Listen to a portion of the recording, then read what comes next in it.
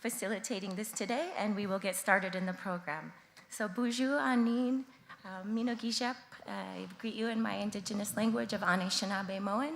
Minogijep translates directly to it's a beautiful day, and it sure is a beautiful Indigenous day. We welcome the sun, but also the clouds and the rain. They are all blessings, and we can feel the wind here with us today.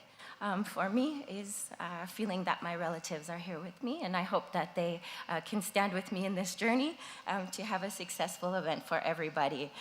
So if you'll allow us, please, Henny, introduce yourself.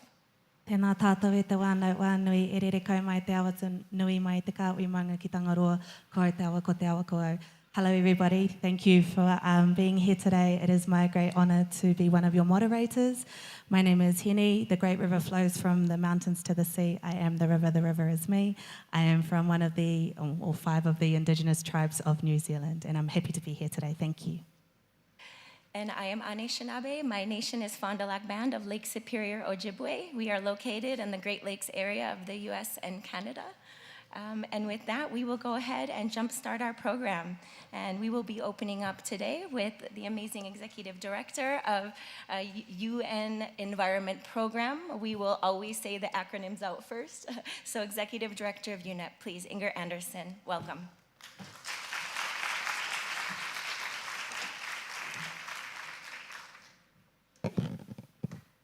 Good afternoon. All right.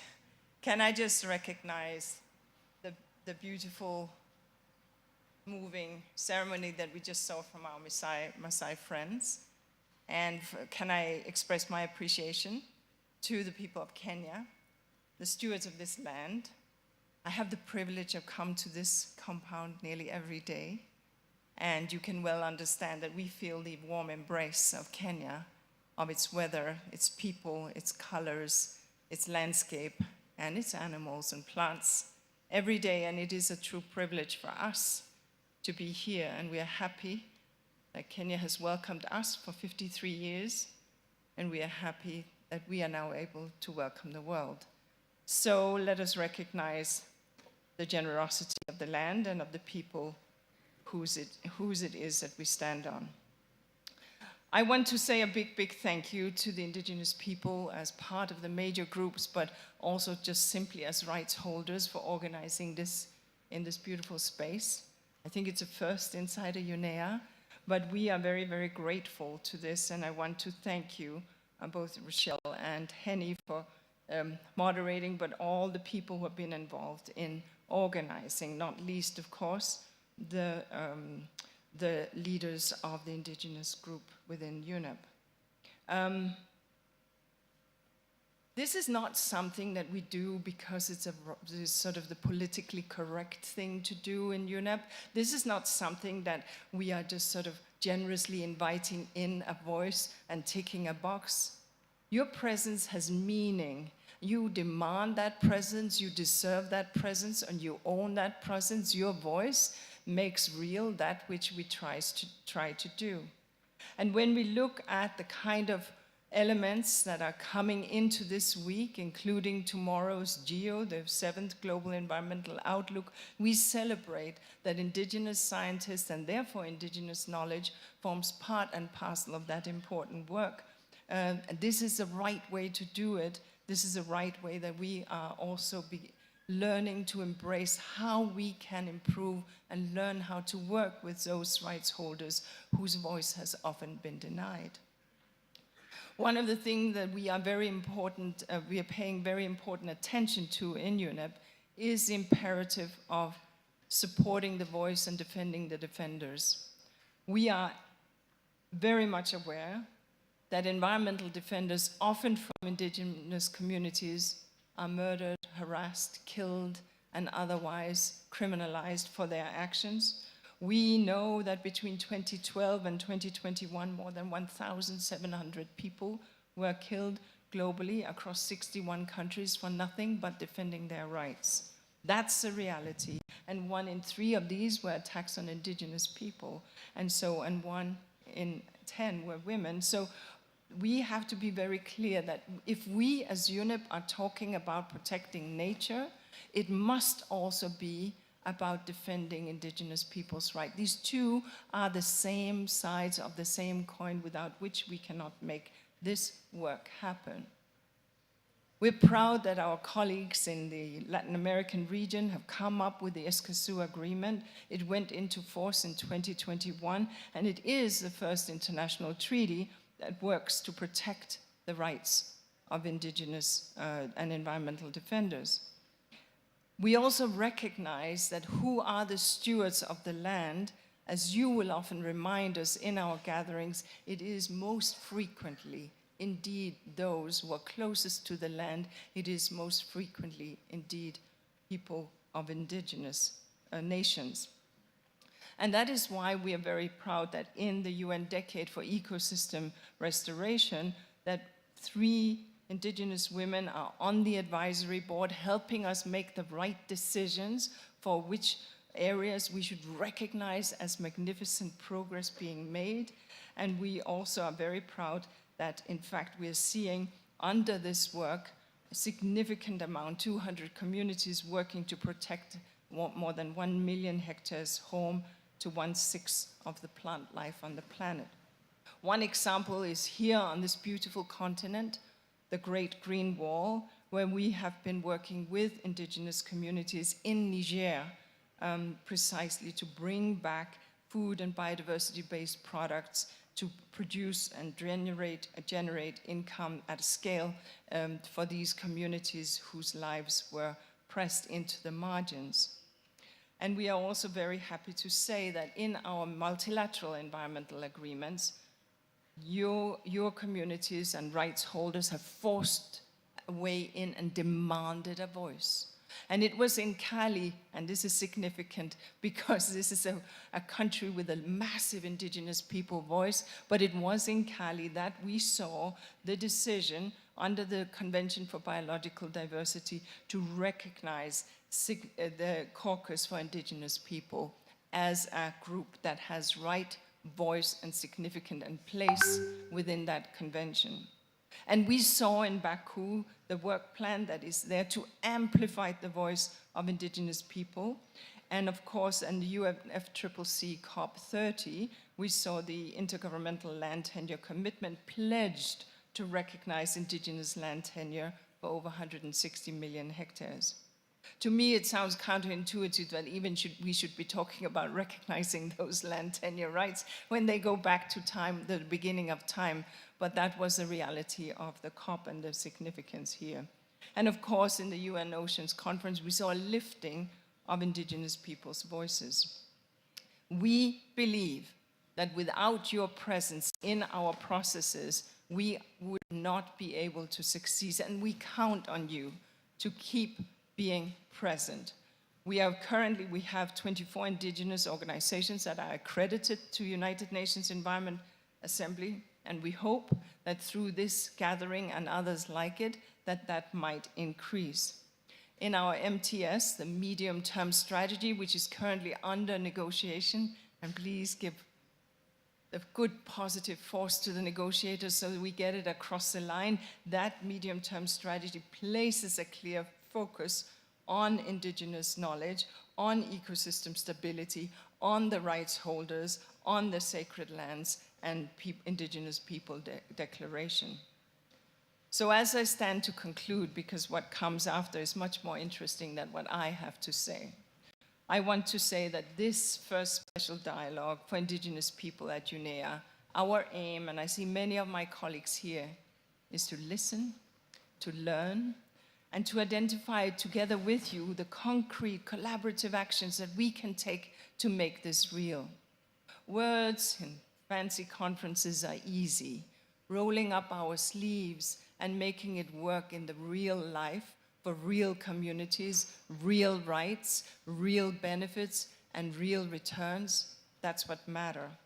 And so I give you my word that from UNEP's perspective, we will continue to listen, we will continue to learn, and we will continue to have our doors wide open to find a way that we can collaborate collectively to find a way to ensure not only sustainability, but that we get stability of the climate, biodiversity that we push back against biodiversity loss, that we stop pollution, and that we do this while respecting the earth. Thank you.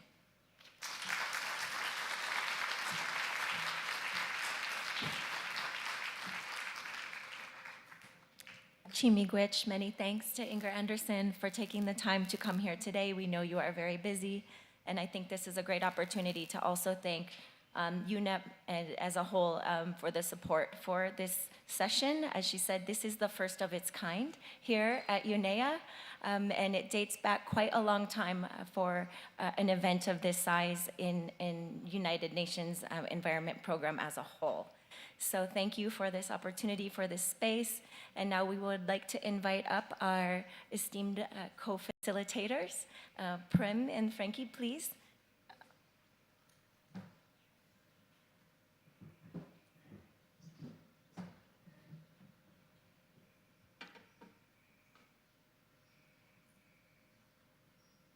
Good morning, good day to each and every one of you. My name is Frankie Arona.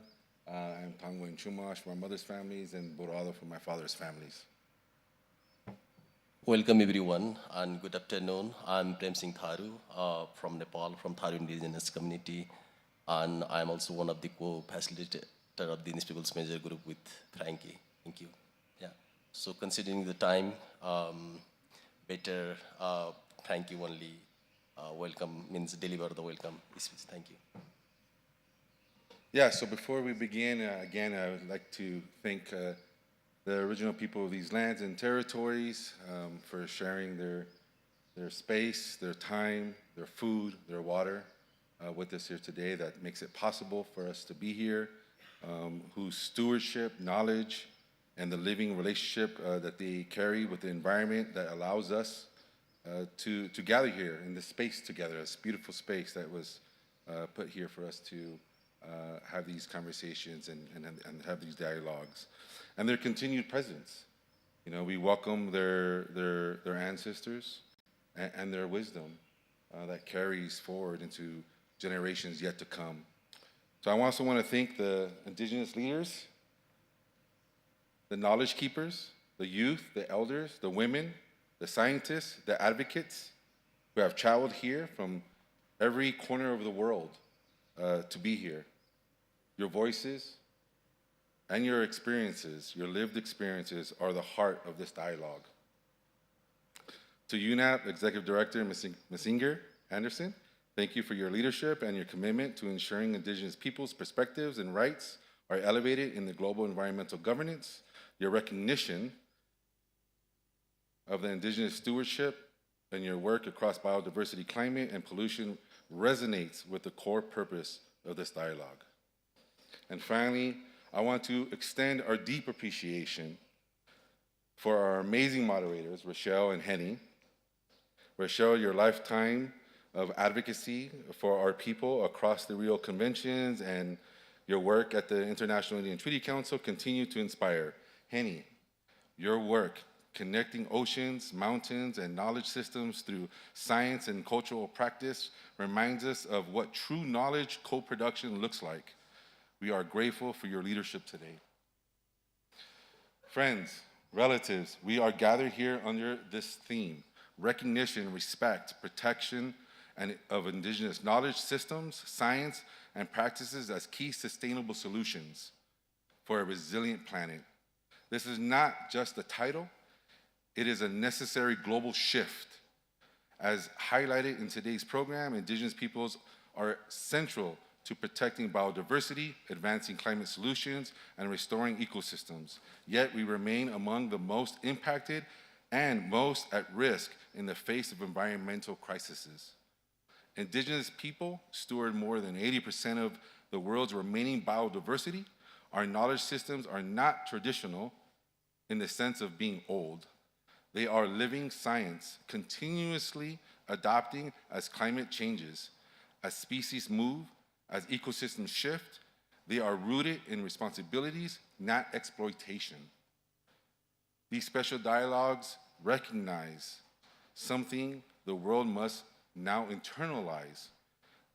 There is no resilient planet without the full participation, rights, leadership, and knowledge of Indigenous peoples. Across UNEA 7's overarching theme, advancing sustainable solutions for a resilient planet, our peoples already embody these solutions. These speakers today will lay this out very clearly. Indigenous leaders from the Rio Conventions will share achievements, challenges, and the path forward in biodiversity, climate action, land restoration, and the protection of environmental defenders. Voices from the INC and the BBNJ will show how Indigenous peoples are shaping processes and plastics and the high seas to global crises that reach even the most remote territories. And in session 2, we will hear from Indigenous peoples restoring coral reefs, safeguarding reindeer herding, revitalizing Indigenous food systems, and advancing participatory ecosystem restoration. These are not isolated stories. They are proof, living, measurable proof, that Indigenous-led governance and knowledge systems achieve results where other models often fail.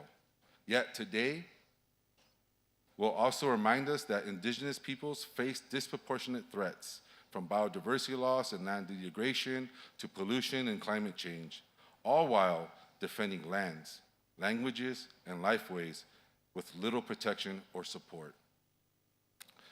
This must change. Today's dialogue is a step toward that change. It is designed to elevate Indigenous voices and affirm our rights to lands, territories, resources, and free, prior, informed consent, recognize Indigenous knowledge systems and sciences as essential to addressing climate change, biodiversity loss, land degradation, and pollution, strengthen partnerships, co-governance across UN bodies, member states, and civil society.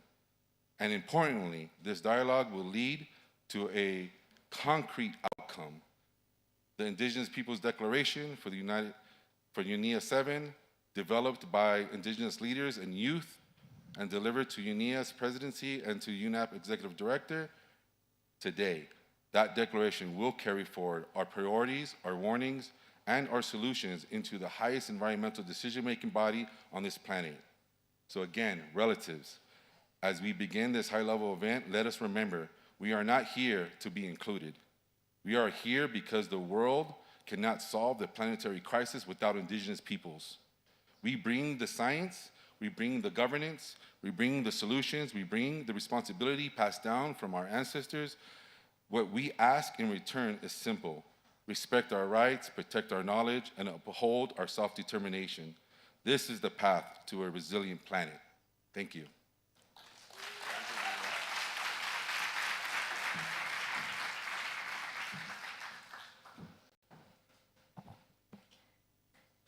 Many thanks to Prem and Frankie for those words, and we also want to recognize you as well. It has been blood, sweat, and tears, and we know that, not just for this past week, but in preparation for this. We know you take many hours away from your homes and your families to do this work, so I know I speak for all of us here when we send our gratitude to you for the work that you do on behalf of all of us. So thank you so much. We have our final opening speaker now. I'm so happy to welcome up here Ms. Aluki Kochek, the current chair of the UN Permanent Forum on Indigenous Issues. Welcome.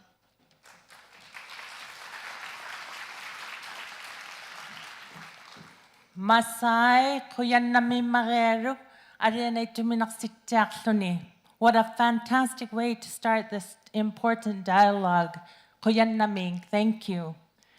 Distinguished delegates, brothers and sisters, it is an honor to provide introductory remarks for this special dialogue on recognition, respect, and protection of Indigenous knowledge systems, science, and practices as key sustainable solutions for a resilient planet. The United Nations Permanent Forum on Indigenous Issues, as a subsidiary body of ECOSOC, is mandated to provide expert advice on matters concerning Indigenous peoples, promote coordination across the UN system, and follow up on the implementation of the United Nations Declaration on the Rights of Indigenous Peoples. The forum is a unique global platform that brings together Indigenous peoples from the 7 sociocultural regions, member states, and the UN entities to advance collective understanding and action. One of the forum's mandate is the environment. In this context, the forum has served as a vital platform to advocate for the participation of Indigenous peoples and the recognition of Indigenous knowledge systems through its dialogues and resulting recommendations. Additionally, one of the forum's working methods to address the multiple challenges faced by Indigenous peoples is to recommend the organization of international expert group meetings. These meetings constitute a valuable contribution to the forum's work, but their ultimate purpose is to place key issues on the agenda of states and UN entities so that they can take action based on the resulting recommendations. In fact, just last week, the International Expert Group meeting convened experts, including Indigenous peoples from across socio-cultural regions, elders, youth, and UN special rapporteurs. The meeting explored the recognition of Indigenous peoples' rights in the context of the climate crisis, biodiversity governance, and territorial integrity, focusing on nomadic and semi-nomadic peoples, including pastoralists and shifting cultivators. It is evident from the 3 days of dialogue that Indigenous peoples possess invaluable knowledge that can contribute to mitigating climate change and promoting a sustainable planet for all if we are willing to listen. In 2008, the call of Indigenous peoples was clear. They reminded the world that our relationship with the lands and territories and the care of Mother Earth is essential because we are all one. They voiced their growing concern and highlighted the importance of global climate change and the need to address it with urgency, as well as the need to implement clean, just, sustainable, and renewable energy practices. Since then, the forum has continued to amplify the voices of Indigenous peoples on the impacts of climate change. During the annual sessions of the forum, Indigenous peoples come to share with us how they are continuing to practice their stewardship of their lands and territories, yet the negative impacts of climate change increasingly threaten their survival.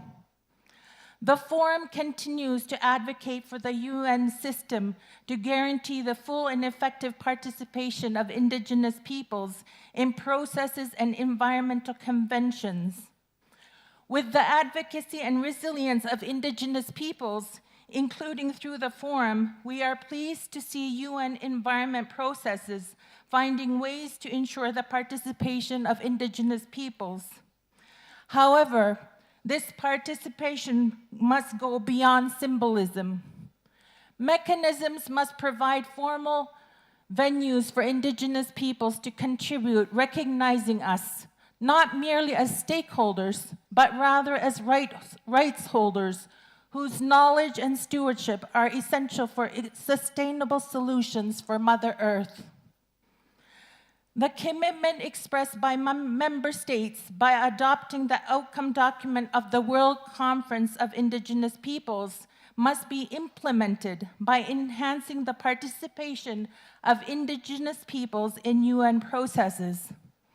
As Indigenous peoples, we have cared for and managed our lands, territories, waters, and ice since time immemorial.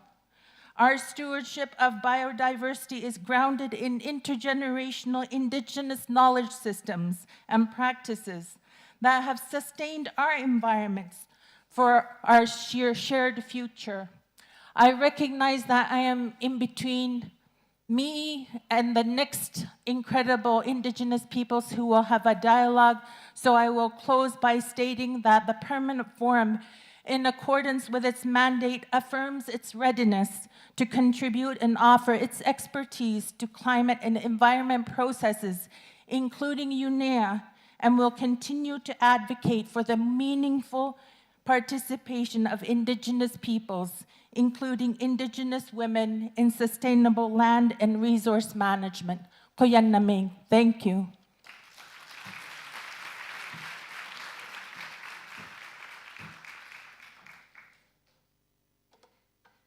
Miigwech, thank you so much for those wonderful words, for connecting the UN Permanent Forum with UNEP.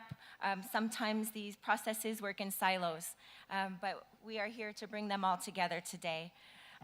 And I also want to thank you for your powerful chairwomanship throughout the 24th session of the Permanent Forum this year. I will give a quick overview of how this next session will run. First, we will have the Director of Ecosystems Division for UNEP to set the stage for the next session that we will address, where we will address respecting Indigenous peoples' knowledge for environmental action, insights from the Rio Conventions, which are the UNFCCC, UN Framework Convention on Climate Change, UNCBD, UN Convention on Biological Diversity, and UNCCD, the Convention to Combat Desertification, as well as touching on the Environmental Negotiating Committee, the INC, for what we hope will be a treaty addressing plastics pollution, including the marine environment, as well as the BBNJ, marine biological diversity of areas beyond national jurisdiction. And if there's time, we'll sneak in a little bit of the Minamata Convention on Mercury. So with that, I have the honor of inviting Susan Gardner, Director of Ecosystems Division for UNEP. You are very welcome. The floor is yours.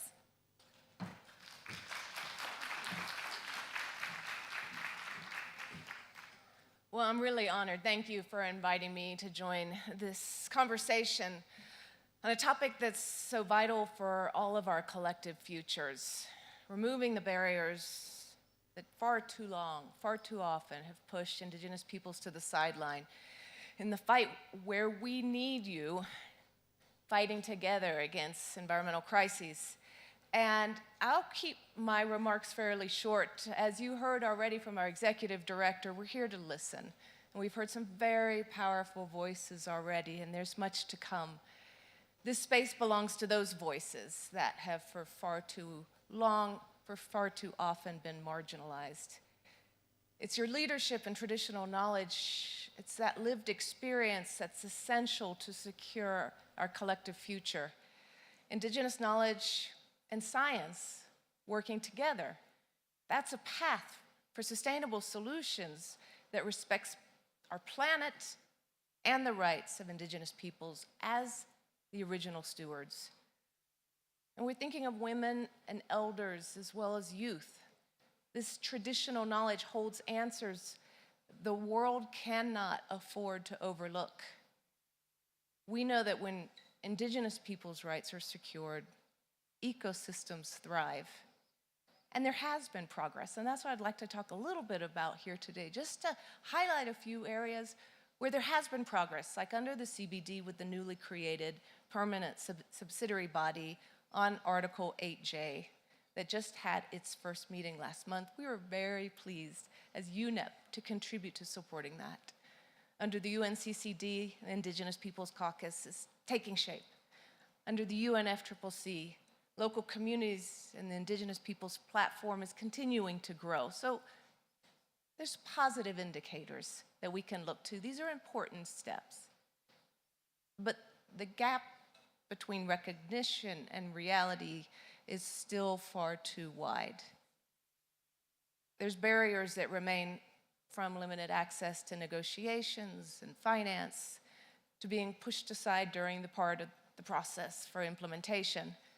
And too much stays in that realm that we've heard about already that's well-meaning, right? Good, solid, smart commitments. These have to be rights-based actions, not just commitments and good ideas.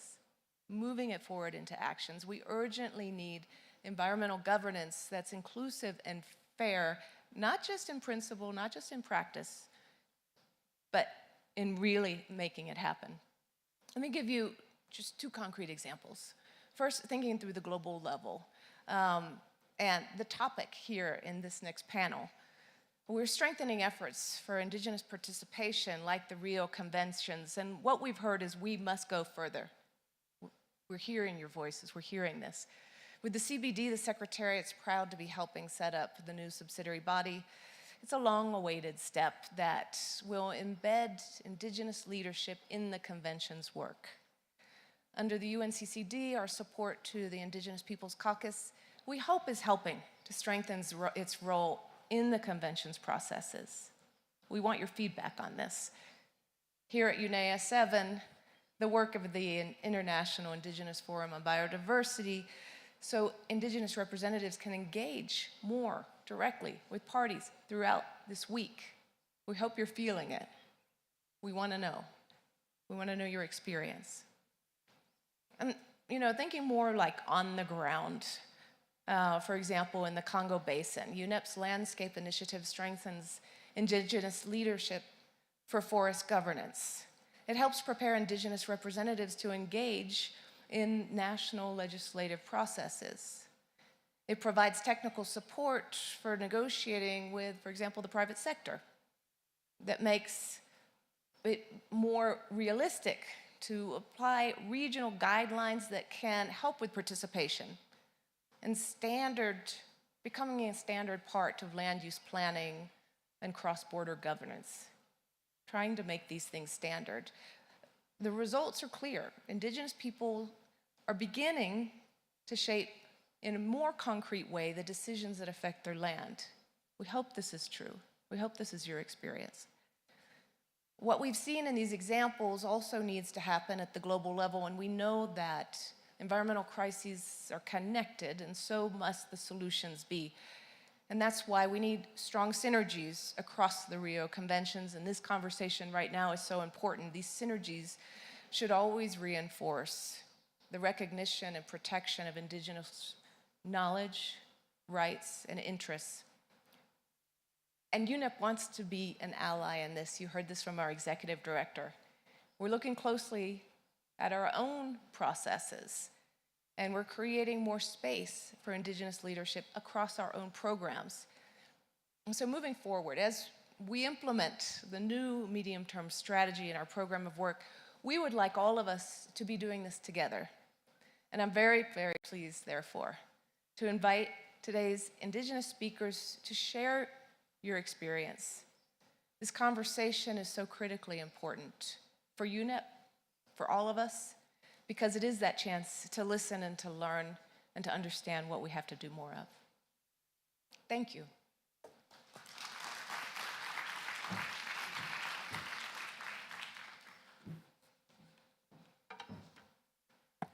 Thank you so much for your beautiful words, Susan, for coming today and for sharing a bit more about the vision of UNEP in regards to the Rio Convention, but also the many other processes that happen throughout UNEP all around the world. So now we are ready to jump right into session 1. This will be part A, Indigenous Peoples' Voices from the Rio Conventions, Achievements, Challenges, and Paths Forward. In this session, our distinguished panelists will discuss the role of Indigenous participation and knowledge in addressing the biodiversity crisis, climate change, land degradation, pollution, and emphasizing the urgent need for enhanced synergy among these conventions, as Susan so eloquently said.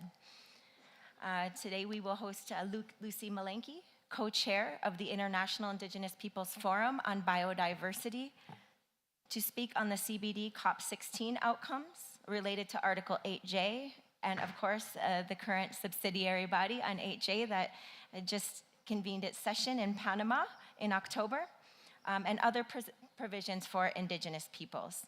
We will also have Selah Mochwane from Green Botswana Trust to present on UNCCD COP16 outcomes, Indigenous Peoples Declaration, Sacred Lands Declaration, and the UNCCD Indigenous Peoples Caucus.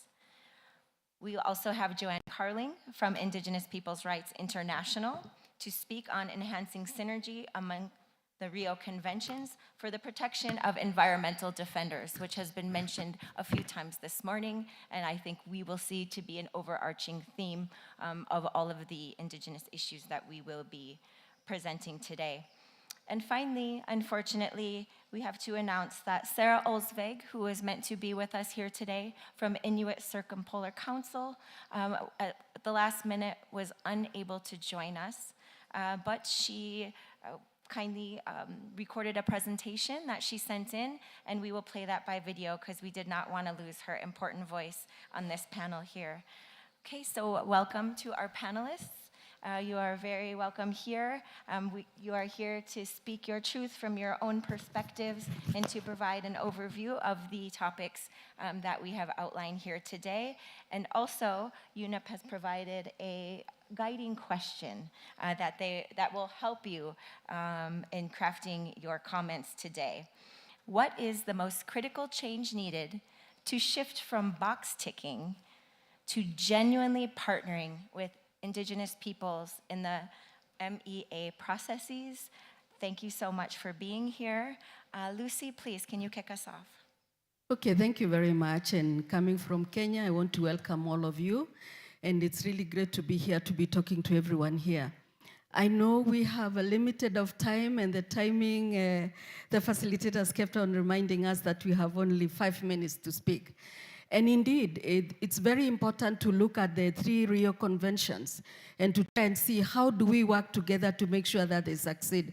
Because for the many years, we've been working in isolation, like your work on this convention is working on its own and the other one is working on its own. But it has come to a time whereby we all need to work together. And we need to make sure that whatever we are doing, we are working collectively together. And I think Rachel, I was also supposed to speak about the Convention on Biological Diversity, especially the outcome of COP16 that was held in Cali, Colombia. And I just want to say that the particular theme that has been chosen today is very crucial, because for us who are working on that particular area of Convention on Biological Diversity, looking at traditional knowledge and looking at our rights and recognition of Indigenous peoples and local communities is very, very important, and looking at our traditional knowledge. And before we went to COP16, we ourselves as the forum, we decided to have our own discussion on traditional knowledge and to invite different Indigenous peoples and different partners, governments, to come and listen to us and listen to different discussions on traditional knowledge and the importance of rights of Indigenous people, and of course the local communities who embroider traditional knowledge. And we did that in Bogota, in Colombia, so that we capture the government in good time. Because for Indigenous people, it's always a struggle. You have to keep on working so hard to have your voices heard.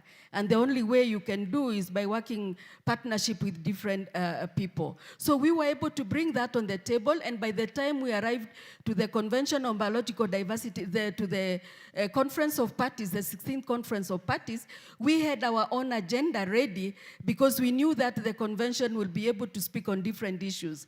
And these issues, the Convention on Biological Diversity always also talks with other protocols that already they're implementing as a convention.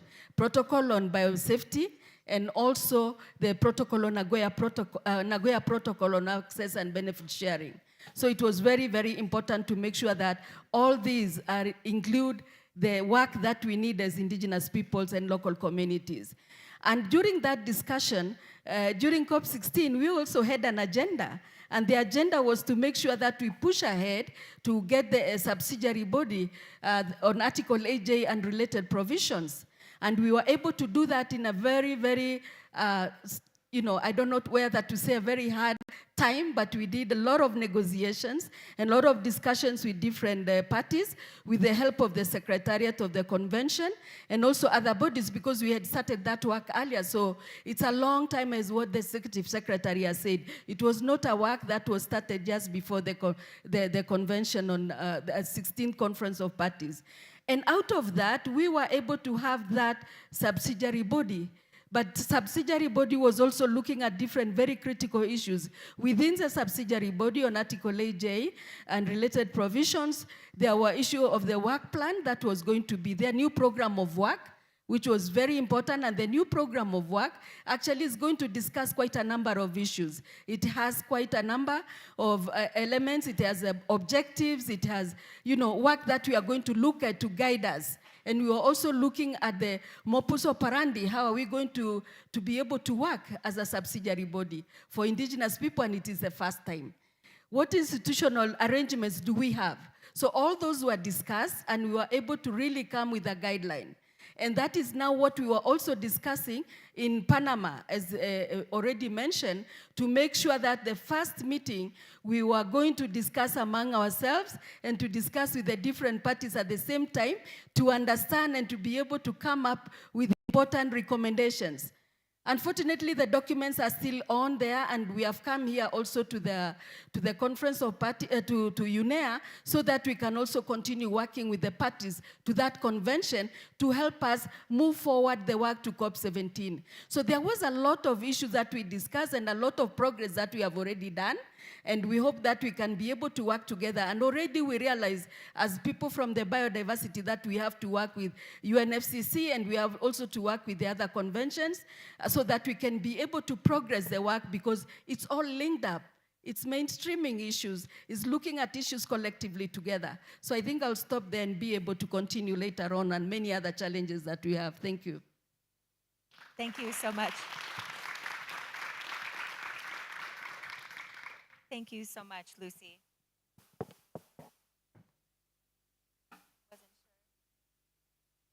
You are hearing me, so I will come back to this one. I want to thank you, Lucy, for sharing your experiences and for also your many years of work in this regard, especially working so hard towards the new subsidiary body on HA. Thank you again. Selah, please, you have the floor. We are looking forward to hearing about your experience at the UNCCD. Hello, distinguished guests. My name is Selah Motwane. I'm from Botswana, and I was at COP16, and that was my very first COP. So I'm going to give you a rundown on my experience. And for me, it was a very positive experience, but like I said, that was my first COP.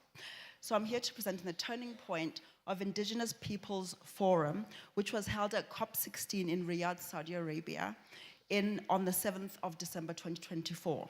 For the first time in the life of the United Nations Convention to Combat Desertification, also referred to as the UNCCD, Indigenous people were not only present, they were centered and heard and recognized as indispensable partners in the global effort to combat desertification.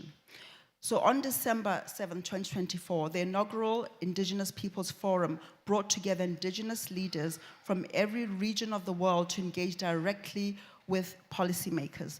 This was not merely symbolic gathering, it was a transformative dialogue, one that elevated Indigenous perspectives on the land conservation, rangeland restoration, and sustainable resource governance. During COP16, there was an establishment and official recognition of an Indigenous caucus. So there were 2 caucuses that have now been established, with a consultation that has been given to the Committee for the Review of Implementation of the Convention. And this is called CRIC 23, and I think CRIC 23 was taking place between the 1st and the 5th of December, so we're yet to hear what that outcome was, and that was in Panama City, just this month, a couple of days ago. And then another update is going to be given at COP17, which is going to be held, I think, in August in Mongolia. So we're yet to hear what the outcome there is.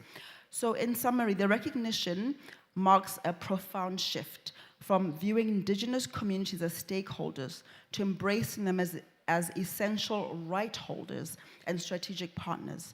Our responsibility as a group is to ensure that the commitment made in Riyadh is absolutely honored and that we all understand it, and that Indigenous groups are empowered in their land and protective efforts. Thank you. Thank you so much, Selah, for sharing your experience there, and congratulations on the establishment of the Indigenous Peoples Caucus at UNCCD. Joanne, please, we are ready to hear from you. Are we not going to have Sarah first? No, but they have a video, right? We thought we would go with the people here and then Sarah, and then we will go back to the panel. Yeah, okay. Sorry, because I'm jumping now to the synergies of the three conventions. Sarah was supposed to present on the climate change. But nevertheless, I'm asked to talk about the synergies in relation to environment defenders. And we've already heard about the attacks on human rights defenders when we defend our environment, when we defend nature, and when we defend our lives. I just want to emphasize that we cannot achieve the goals of the three conventions if indigenous peoples are under attack. That's for sure. We fear that the attacks will even intensify in the coming period because of the worsening authoritarianism from a number of states, militarization in many communities and areas.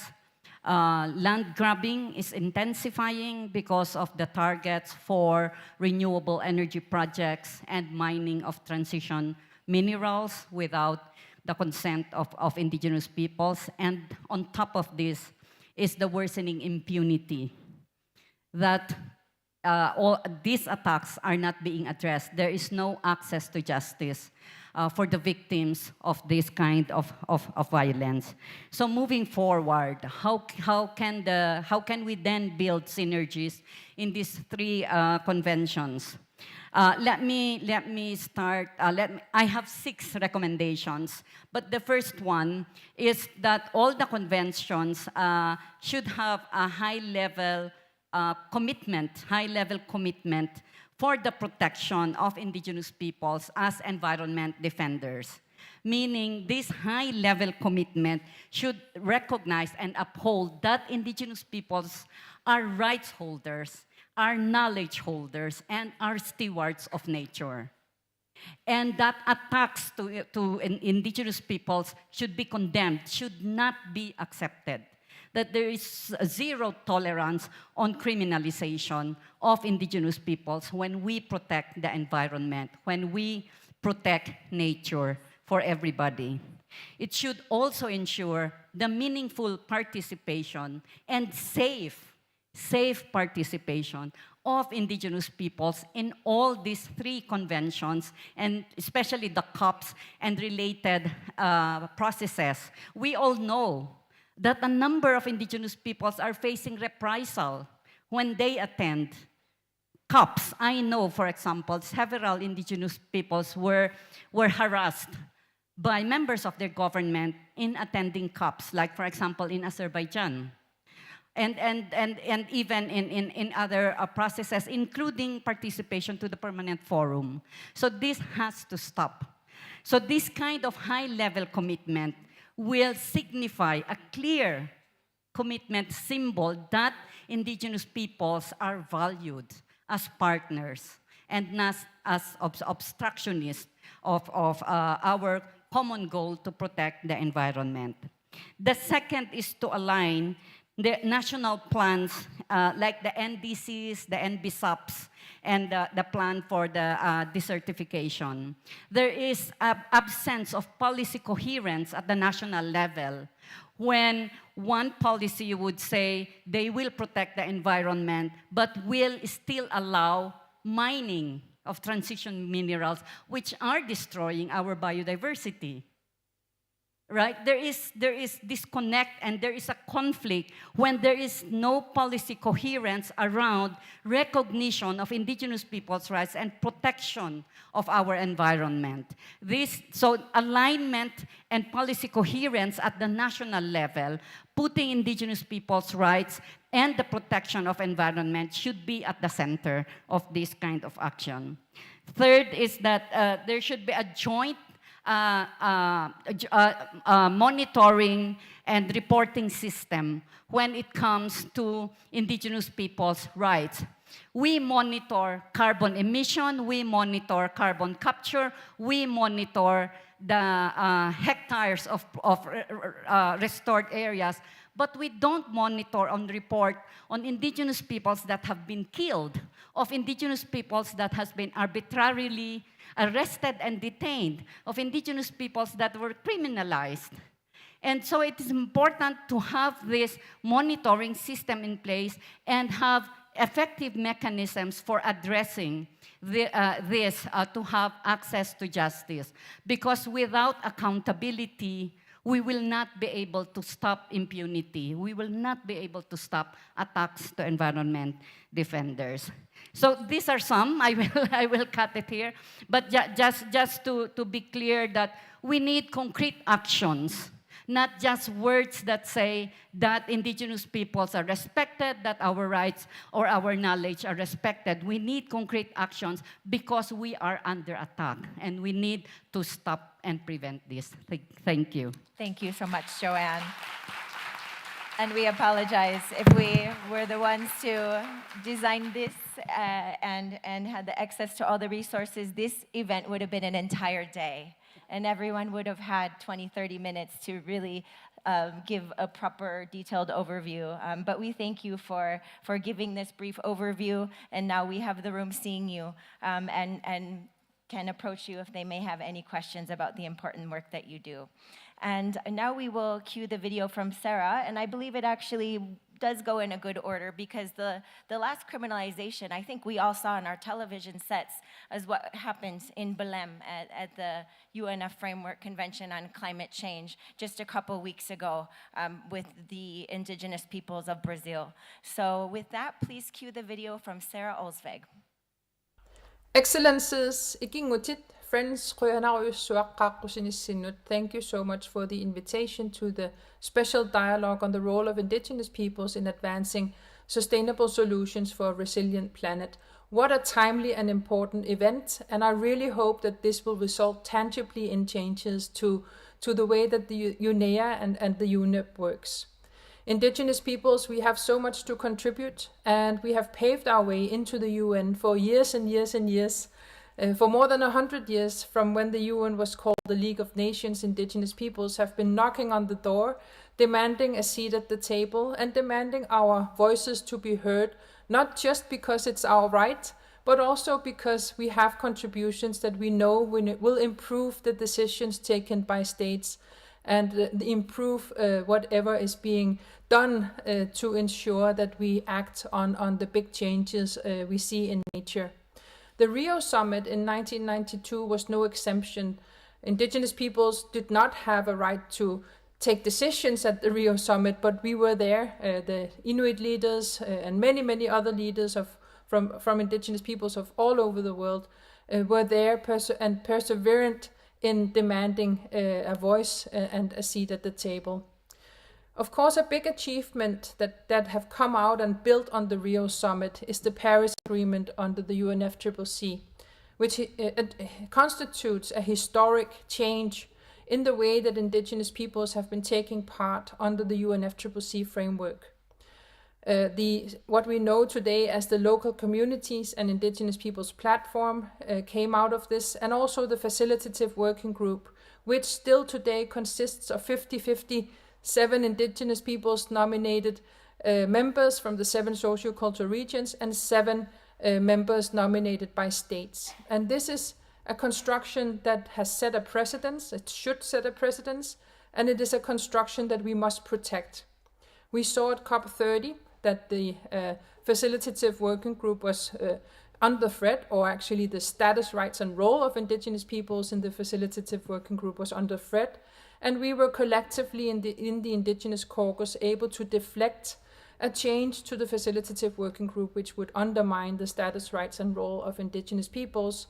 We will have to work very hard in the coming years to continue addressing the push to undermine our rights under the Facilitative Working Group. But the working group in itself constitutes a precedent that we should see more of in the UN.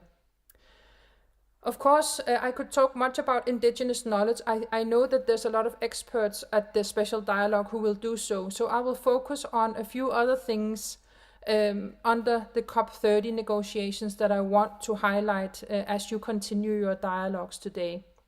I'm very sure that there's a lot of focus on critical energy transition minerals, or so-called critical energy transition minerals, this week at UNEA.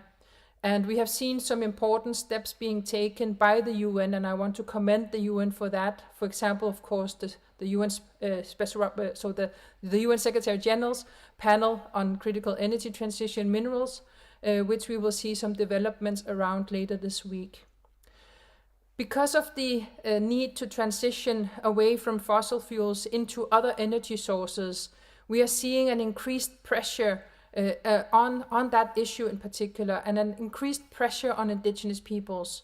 We know that more than half of the known deposits of so-called critical energy transition minerals are on or near the lands of indigenous peoples. We also know that these businesses, the extractive industry, carry with them very terrible track records of human rights violations and continue to do so. We know of land grabbing, resource grabbing, land encroachment, and what we also know from some peoples as green colonialism. So we have a big challenge ahead of us to ensure that just transition means the rights of indigenous peoples being upheld. And we saw at the COP30 some good achievements under the Just Transition Work Program that was approved, the text around it that was approved. The standalone paragraph on the rights of indigenous peoples is a historic achievement. It also historically includes the protection of indigenous peoples in voluntary isolation and initial contact, as well as mentioning the rights of the right of self-determination, and also free, prior, and informed consent. And we need to build on this in the years to come to truly implement the rights of indigenous peoples into all aspects of so-called just transition. There's no just transition without the rights of indigenous peoples. This we have been repeating again and again, and we have much work to do, and now there's a small foundation to stand on. Of course, the full program omitted some important things, and that was to address directly mining and extractive industries, which doesn't really make sense. So we know that we have a big and heavy task ahead of us to ensure that the small positive good things we got from the current text will be built on in the years to come. The Global Muchirao, the other text that was also approved the last day, which mentions indigenous peoples in its preambular paragraph, also include a historic mention of indigenous peoples' land rights.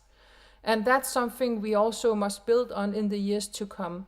Unfortunately, no mentions in the provisional paragraphs and only in the preambulars. And this again to me showed that we too often see indigenous peoples being there, nicely portrayed on pictures, and maybe also even in the way that, for example, the COP30 was portrayed in the year leading up to the COP. But when it comes to actually tangibly include indigenous peoples in binding text, the story it's quite different.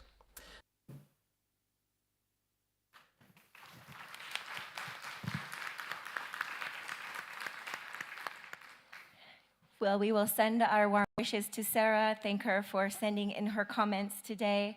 And with that, we will move into a very short Q&A session. We will only be able to take 1 to 2 questions, and then we will allow each panelist, unfortunately, just 2 minutes, to answer any of the questions and give your final remarks.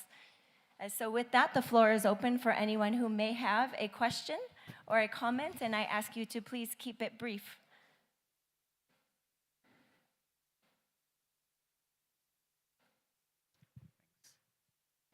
Thank you all for your presentations.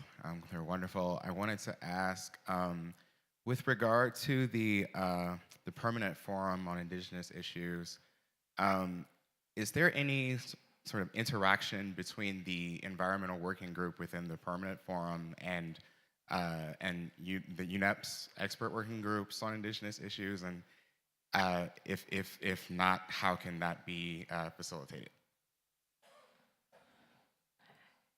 One more? Yes, in the back here. Go here.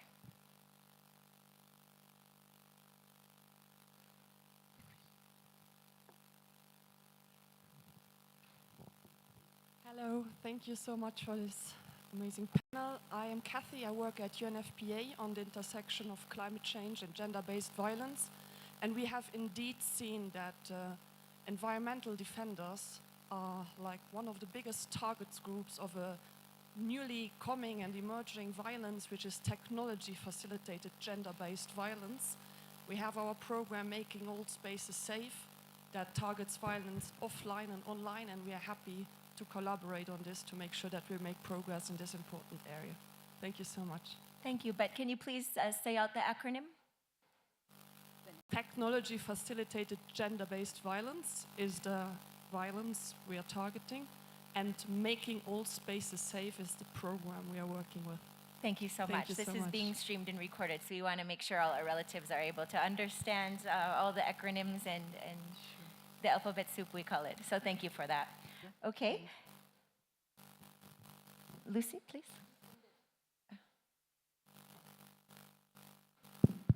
Okay, just wondered, maybe Joanne on the permanent forum, you can answer since you were once when I was actually a member of the permanent forum, I was here as a representative and was working closely with the Indigenous Peoples Major Group. I'm actually part of it, and we work together in some of the resolutions. So I think there's really a very good example and potential to strengthen that collaboration between the permanent forum and the Indigenous Peoples Major Group here in UNEP. I want to respond. Thank you for that on the women. I know two cases where Indigenous women were subject to cyber libel. One case where she exposed, she made a comment on a certain general, and the general filed a case against her as cyber libel. The other one is on harassment, digital harassment, when she was opposing some of the projects and she was literally being harassed consistently online. So thanks for that.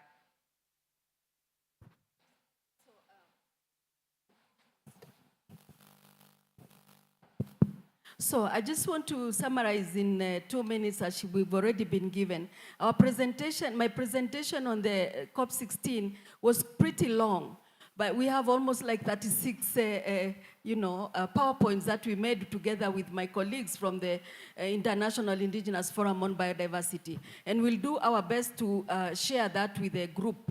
But one of the most important things is that we are also, just like the other conventions, looking at the rights of indigenous peoples. And for us, with the Convention on Biological Diversity, we fought to have this subsidiary body so that we can be able to discuss many more challenges that we have and how we can tackle them and how we can even bring some of the closer issues to be able to work in policy, and also for our issues to be quite clearly in the policy. We have in the work program, we have issues like FPIC to ensure that we work with governments, and that governments must ensure that they give free, prior informed consent in all the work that indigenous peoples do, even in traditional knowledge, and their rights to their resources and so on. Issues of land. We have traditional territories, land and territories, waters, and so on. We are also working on that specifically, and to make sure that at least the rights of indigenous peoples and local communities are well respected.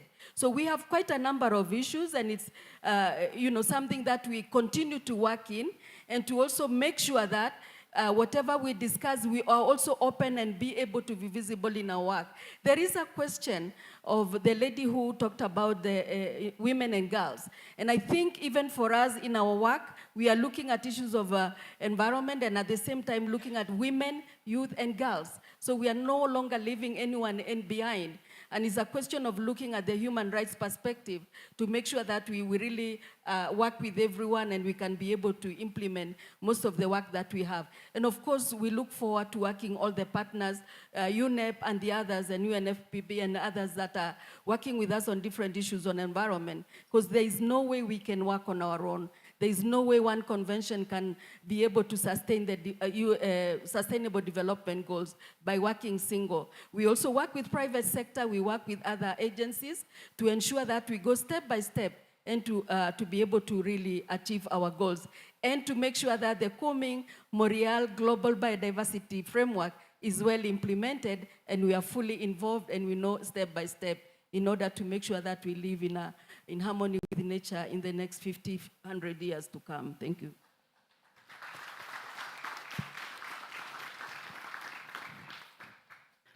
So in Botswana, we've launched a 1 million tree campaign.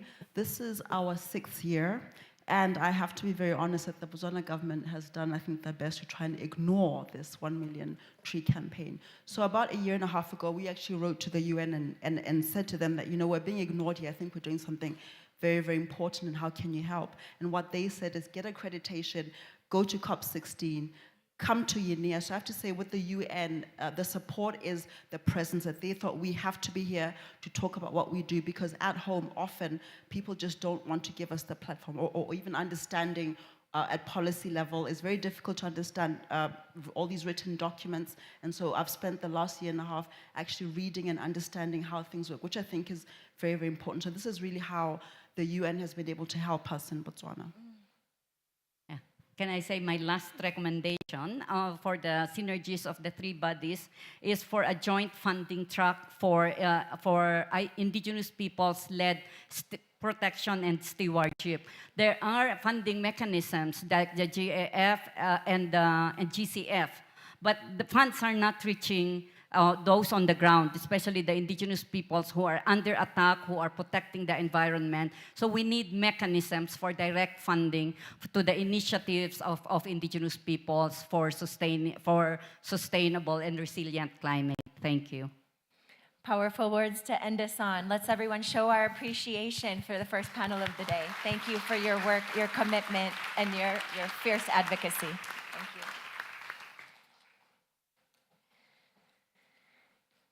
With that, we are going to be transitioning into the next portion of this, Part B, which is reflections from the Intergovernmental Negotiating Committee on the Emerging Treaty on Plastic Pollution, including the marine environment, as well as the BBNJ, Biodiversity Beyond National Jurisdiction.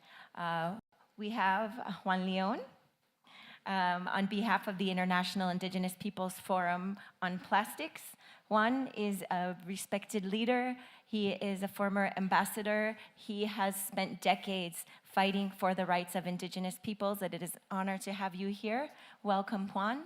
We also have Roberto Mucro Barrero, speaking on behalf of the International Indian Treaty Council on the negotiations for BBNJ, which we will see coming into effect in the next 30 days here.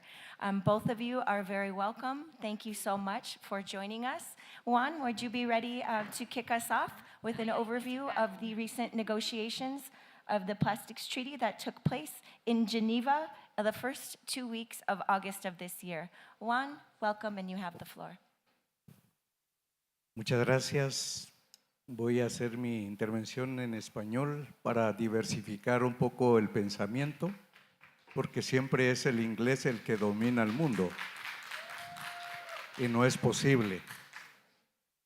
5 minutos para hablar de tema de la vida de nuestros pueblos, del pasado, presente y futuro es muy poco, pero quisiera decir que, como ustedes saben, el tratado, la construcción del tratado sobre plástico y otros elementos tuvo fracaso en la última negociación y no hubo acuerdo entre los estados que estaban en discusión. Esto realmente nos da la posibilidad, tengo entendido que en febrero estarán nombrando al nuevo presidente del grupo de trabajo o de este comité, nos va a dar la posibilidad de renovar caminos, estrategias y pensamientos. Y quiero aprovechar para decir desde acá que por la parte de pueblos indígenas, tal y como ocurre en varios escenarios multilaterales, nuestra voz no se escucha y nos dan falsas expectativas al decir que participamos, pero nuestras decisiones no son tomadas en cuenta. Hacemos eventos paralelos lejos de los centros de donde los estados están discutiendo. Por ejemplo, ahora estamos casi a 1 kilómetro donde están los estados discutiendo otros elementos. Para mí eso no es participación activa ni decisiva. Para este tratado, el próximo presidente o presidenta tendrá que modificar las circunstancias que hizo fracasar la discusión pasada. Un elemento es que para mí no era una convención lo que se estaba trabajando, sino una declaración que dejaba la decisión para cada estado de hacer lo que más le convenga, sin ni siquiera tomar un compromiso jurídico y que sea también persuadido a nivel mundial para este asunto de plásticos y otros temas relacionados. Entonces, es importante, y acá estamos varios líderes que también participamos en otras discusiones, para poder repensar. Y hay una lista de propuestas que hemos hecho. También desde acá llamamos la atención al nuevo grupo que la fundamentación para pueblos indígenas no tenemos que buscar más elementos, ni tenemos que buscar más consideraciones de texto. Tenemos una base fundamental que es la Declaración de Naciones Unidas sobre Derechos de los Pueblos Indígenas. Esta declaración permite intercalar todos los elementos y todos los derechos inherentes a los pueblos indígenas. No tenemos que rehacer textos, conceptos, porque lo que hacen los textos y conceptos rebuscados es que nos confunden. Por ejemplo, ahora nos hablan que somos guardianes y nosotros caemos en la tentación de decir eso, cuando nosotros somos los dueños de esos derechos. Y lo hemos hecho durante miles de años. No son los académicos, ni son las organizaciones ambientales los que vinieron a levantar el tema, aunque sí han contribuido a que estemos ahora en la cuestión de la biodiversidad, cambio climático y estos temas. Entonces, esto será un paso trascendental para que este nuevo comité, esta nueva comisión que se forme, realmente nos tome en cuenta. Entonces, siempre he dicho y he defendido de que nuestros derechos no se venden, no se negocian, y lastimosamente en CBD, en cambio climático y en otros hemos caído en esa cuestión de los conceptos de negociación sobre cuestiones financieras. Y aquí llamo la atención a líderes jóvenes, ancianos, autoridades de pueblos indígenas, a que recuperemos el verdadero sentido de nuestra participación. No entremos al juego de los estados que por darnos un proyecto X de $25,000, de $50,000, vendemos nuestros derechos. Tenemos toda esta confusión que viene desde el CBD con la cuestión de mezclar comunidades locales con pueblos indígenas. Una batalla titánica que estamos haciendo porque los gobiernos están evadiendo sus responsabilidades frente a los pueblos indígenas porque las comunidades locales son desconocidas. Y el propio relator de pueblos indígenas de Naciones Unidas, en su último informe, dice que comunidades locales no existen en el derecho jurídico internacional. No son sujetos de derecho. Y sin embargo, en el convenio CBD se ha otorgado ese derecho. Esto me apasiona mucho, pero ya me dicen que tengo que parar acá. Lo dejo aquí, pero por favor, unámonos para exigir el derecho colectivo de los pueblos indígenas y dejar atrás negociaciones económicas. Gracias.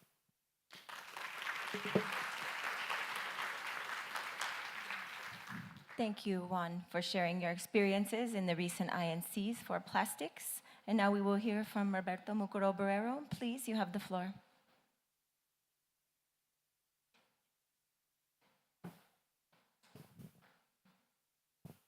Thank you.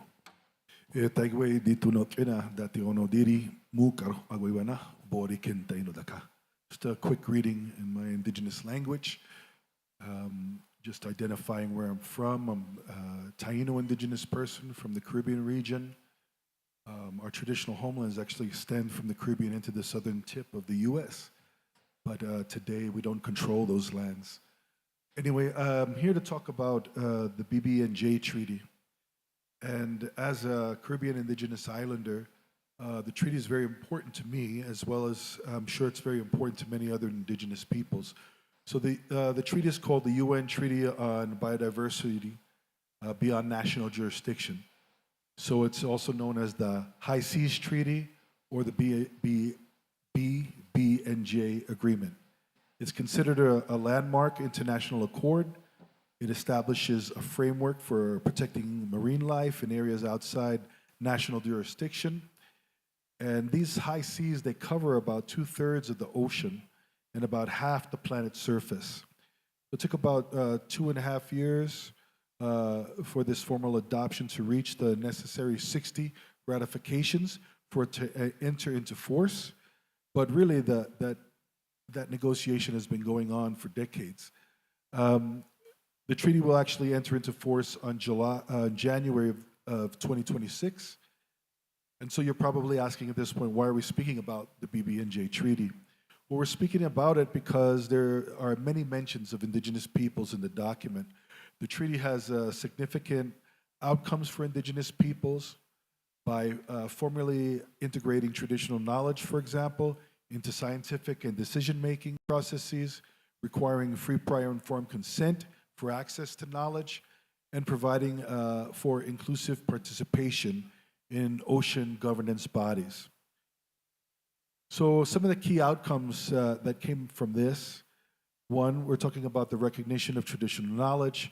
So the agreement explicitly recognizes the value of relevant Indigenous knowledge of Indigenous peoples and calls for its use along Western science in environmental impact assessments, also known as EIAs, area-based management tools, and other governmental mechanisms. So the text refers to TK, or traditional knowledge, no less than 29 times in this document. And it's really quite incredible considering the era that we're in, that we've had so many mentions, and these particular aspects are highlighted. So there's a particular focus on access and benefit sharing for marine and genetic resources and associated traditional knowledge.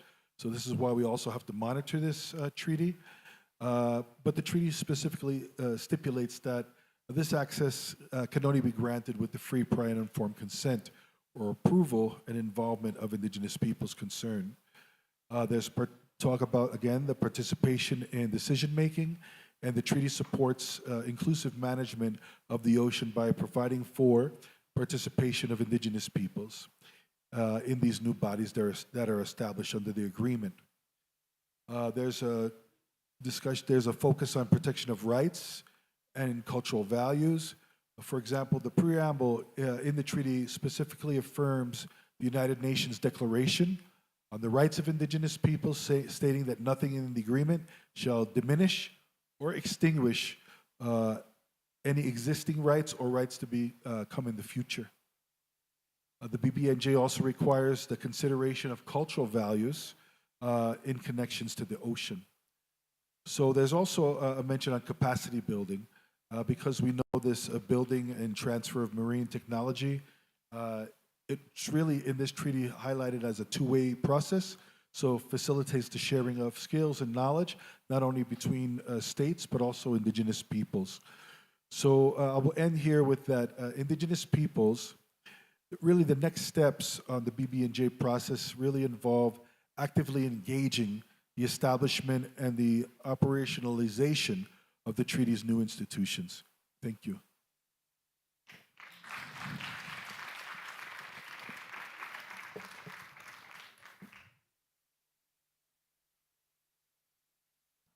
Thank you so much. Here we go.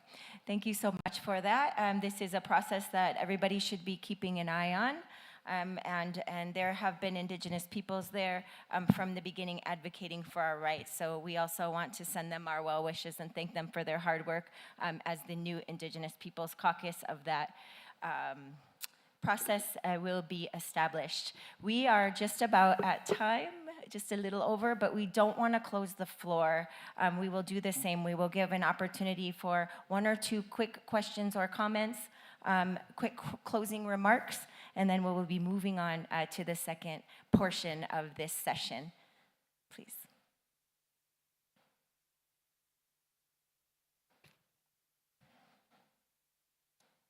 This is a question probably for Juan Leon, just in response to your comments about Indigenous peoples and local communities. I know that there are concerns, and we've been having conversations over the past week, or has it been a year, about the conflation. And so I'm very confused, particularly in my context, my national context, what local communities even means. I know what Indigenous peoples means. And so my question is, what advice, keeping in mind the journey and the hard work that Indigenous peoples in this space that have come before us have done to secure UNDRIP, what is your advice for local communities who appear to have a yearning for something very similar? And we had another question here. We'll take that second question and then go to the panelists to answer and wrap up. Thank you.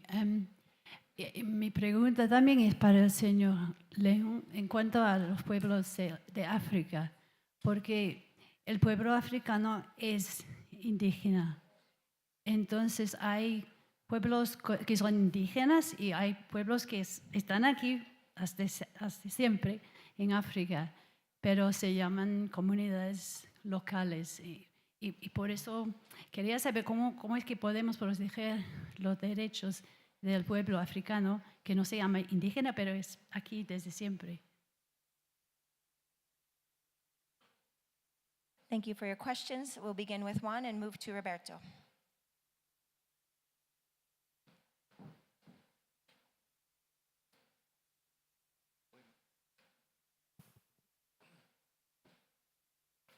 Bueno, yo creo que la situación, voy a empezar por la última pregunta. Entendemos que el origen inicial de haber incorporado en el CBD comunidades locales fue por eso, el origen de pueblos indígenas no reconocidos por sus gobiernos. Desde ese entonces, nuestra recomendación de los que luchamos en América y fuimos perseguidos hasta darnos la definición de pueblos indígenas, porque eso no fue un regalo. Ningún gobierno nos ha dado un regalo para llamarnos, autoidentificarnos como pueblos indígenas. Nuestro consejo fue luchar por reconocerse como pueblos indígenas. Respetamos eso. El problema es que ahora se ha tergiversado ese término y en muchos lugares, como ha hecho Brasil, lo está haciendo Colombia, y otros en América están creando grupos dispersos que no son pueblos indígenas. Y eso está causando una confusión terrible y está heredando derechos colectivos que no pertenecen. Entonces, mi sugerencia para los pueblos de África sería luchar para que sean reconocidos como pueblos indígenas en vez de tergiversar el nombre como comunidades locales. ¿Y qué hacemos más adelante? Yo creo que nosotros no estamos opuestos a que existan las comunidades locales si quieren. Lo que estamos peleando es que no estamos dispuestos a que a la sombra y a las huellas de nuestros derechos que nos ha costado identificar y luchar por ellos a nivel de cada país y cada región y tener una declaración, se les traslade a ellos derechos territoriales, derechos al consentimiento previo, libre e informado, cuando no lo tienen, porque son derechos humanos individuales los que pueden tener como comunidades locales. Esto es una discusión que no vamos a terminar, pero al menos la sugerencia nuestra es que como pueblos indígenas, los que somos leales a esos pueblos, los que venimos desde allá con nuestras propias luchas, sigamos. Y no a la sombra de comunidades locales, saquemos provecho económico y tergiversemos un instrumento mundial que nos ha costado mucho. Gracias. Yes, you know, this is a very controversial subject now, this issue, and certainly wasn't my intention to just focus our last comments on this. But let me just offer a few things. When the term local communities in the CBD context, we're talking about a specific grouping, local communities embodying traditional lifestyles. The issue is that the term now is being used beyond that by many states, which is causing confusion. Because in one process, it could mean this, but in other processes, they don't see it the same way. But now with the call to synchronize these real conventions, they're trying to add that. The problem is that, again, nobody's talking about not acknowledging rights for people. All peoples have human rights.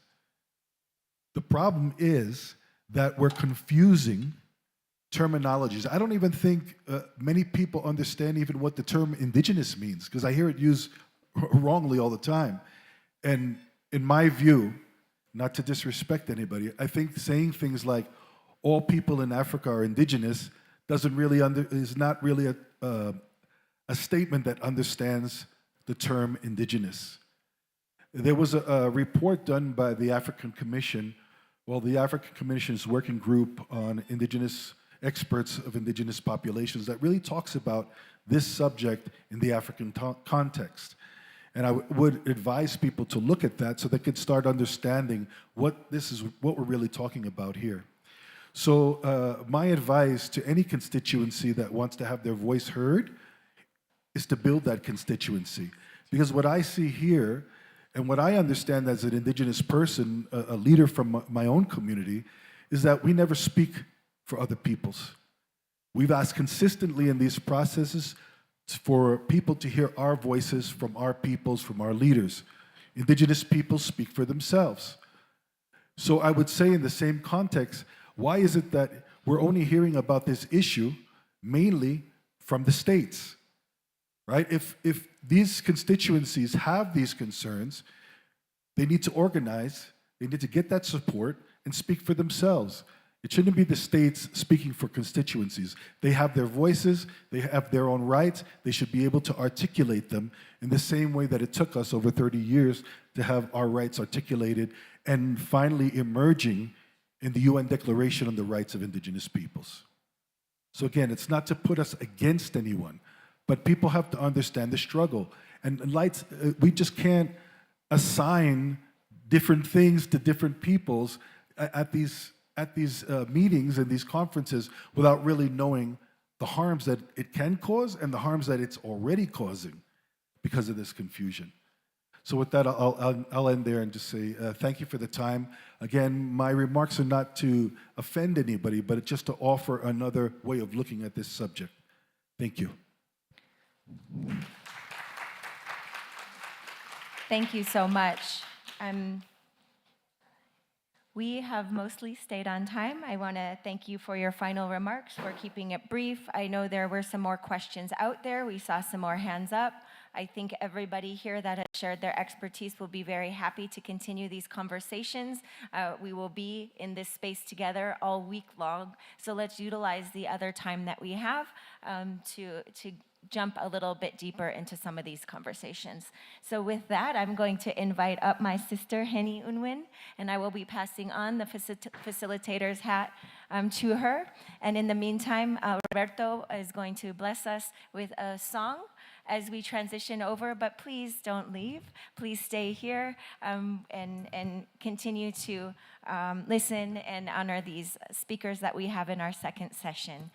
With that, so I'd just like to have a final round of applause for all of our amazing speakers here today. They were really, really fantastic. And as we transition into the next session, we wanted people to sort of move around a bit or just like at least stand up because these are quite long sessions. There is water at the back, there is bathrooms down here, and we're going to have the beautiful sounds of Roberto. What's the word? Serenade us. Just for this intercessional time. So it'll be around 5 minutes, and then please all come back. We still have so many incredible speakers here to give their knowledge and share with you today. So thank you so much. And do I need to keep talking while you prepare? Oh, okay, cool. What else can we talk about today? If you haven't got your headphones for translations, we will have Spanish speakers continuously as well, and I think some French speakers as well. So please grab your translation things. And with that, I'm going to hand it to Roberto. Oh, back to Rochelle. Check. Are you ready? Okay. Just doing a little sound check with them. We want to remind everybody here, while the water will sustain you to the end, we will have some snacks and refreshments available immediately after this. Okay. Also, if you know it, sing along. Roberto, it's all yours. Oh, thank you so much for putting me on the spot this way. But yeah, basically I was just asked just very recently, like last night, if I could do something. So I'm just going to play a song, and hopefully some of you will recognize it, maybe sing along in the parts. I'm not really trying to, and nobody can ever emulate this artist, this legendary artist, but this is my own humble homage to this song and the late, great Bob Marley.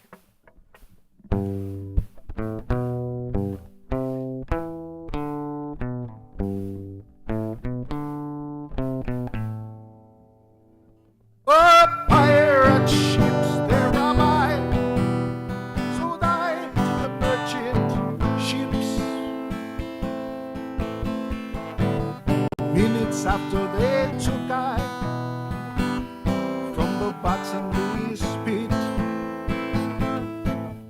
but my hand was made strong by the hand of the Almighty. Forward in this generation, triumphantly.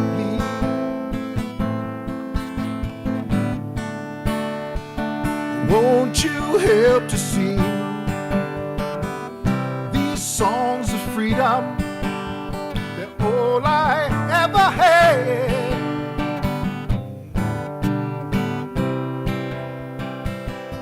Redemption songs. Emancipate yourself from mental slavery. None but ourselves can free our minds. Have no fear for atomic energy, 'cause none of them can stop all the time. How long shall they kill our prophets while we stand aside and look? Some say it's just a part of it. We've got to fulfill the book.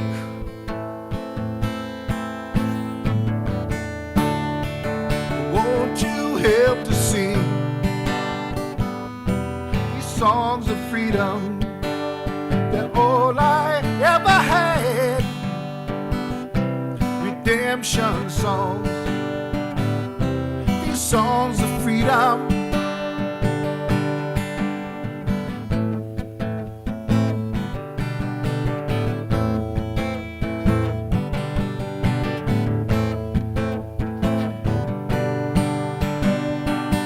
Emancipate yourself from mental slavery. None but ourselves can free our mind.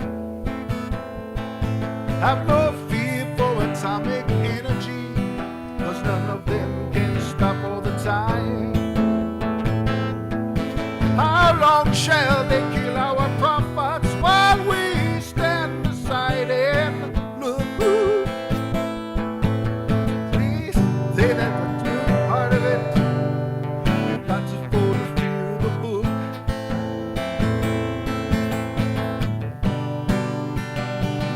you help to sing these songs of freedom.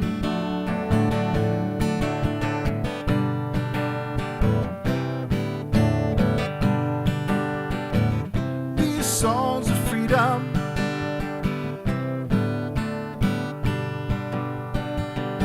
Redemption songs. These songs of freedom. These songs of freedom.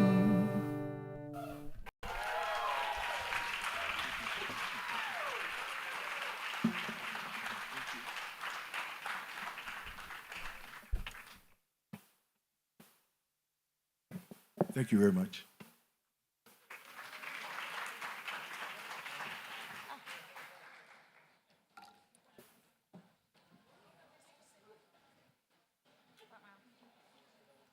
This one is not on.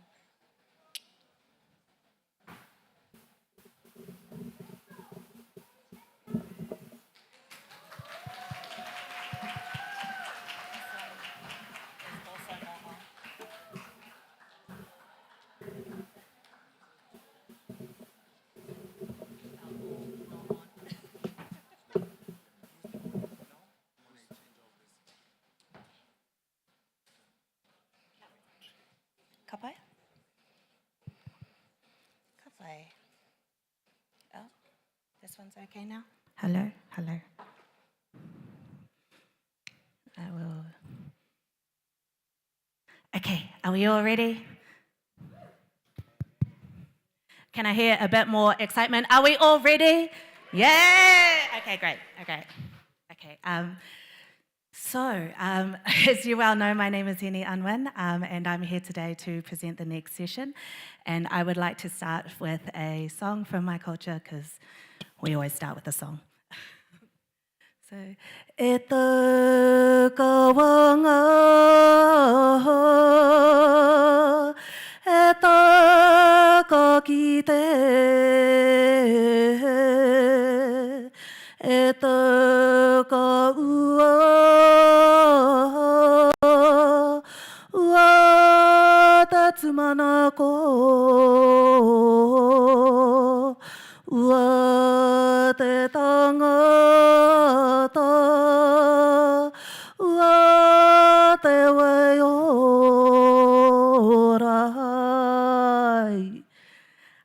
So this song here talks about the long wait until you see the distant horizon. And then when you see that distant horizon and you finally reach that destination, or your aspirations are realized, your people are thriving, and your environment is healthy and as well. And I think it speaks to the next session that we're about to walk into as we look at the journey of the contributions of Indigenous peoples in advancing solutions to face the upcoming triple planetary crisis. So similar to the previous two sessions, we're going to have two speakers here today that are going to set the scene for us. They're going to give a lovely speech about their perspectives of this, how to advance solutions for the facing triple planetary crisis. And then we will follow on with two panel sessions after that, where our knowledge holders will present their Indigenous knowledge practices for ecosystem restoration. So I would like to have on the stage Tabi Haman, if he could make his way to the stage over here, thank you. Tabi Haman is representing the Green Aid 1 Billion Trees for Africa, and he is in fact the ambassador for the Great Green Wall. He will be speaking here today on the critical importance of Indigenous peoples' ecological knowledge in the context of environmental challenges. Did you want to sit, bro, or do you want to stand up here? It's your show now. What do you want to do? You'll go sit over there. Okay. Can I please have a hand for Tabi?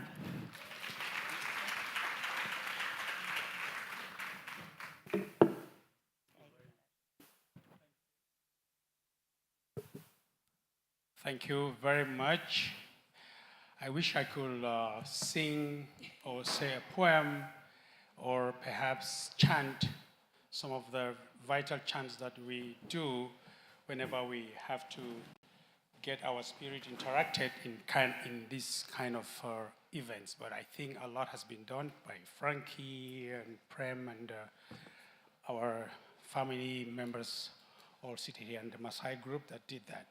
And I hope that next time we will also see the Marakwet and the other indigenous groups coming up to speak. And it's a very beautiful pleasure for me to be able to speak very quickly with the time that I have on the critical importance of indigenous peoples' ecological knowledge in today's environmental challenges. As you know, we are living in dark days. Dark days because our biodiversity is at stake, degrading with the minutes. Our ecosystem services are under attack, depleting by the seconds. And the climate crisis is tearing down our societies, impacting our economies, and destroying cultures and lifestyle almost every day, every minute. And this is not something we should ignore, because the biodiversity and the ecosystems are the foundation on which our lives depend upon. And how can humanity afford to destroy the foundation on which it is standing upon? Unfortunately, this is what is happening. From Sao Paulo to the Sahel, we have seen how trees have been felled, and even the last COP in Belém was a disgrace to humanity, where hundreds of thousands of natural forests was brushed down to host a climate conference that lasts for 14 days. How sustainable is this? And with all perpetual ignorance of the traditional power that has kept that forest alive for this age. So by and large, it is important to correlate how much the importance of our biodiversity is to us, as well as the ecosystem services as our foundation for our daily living.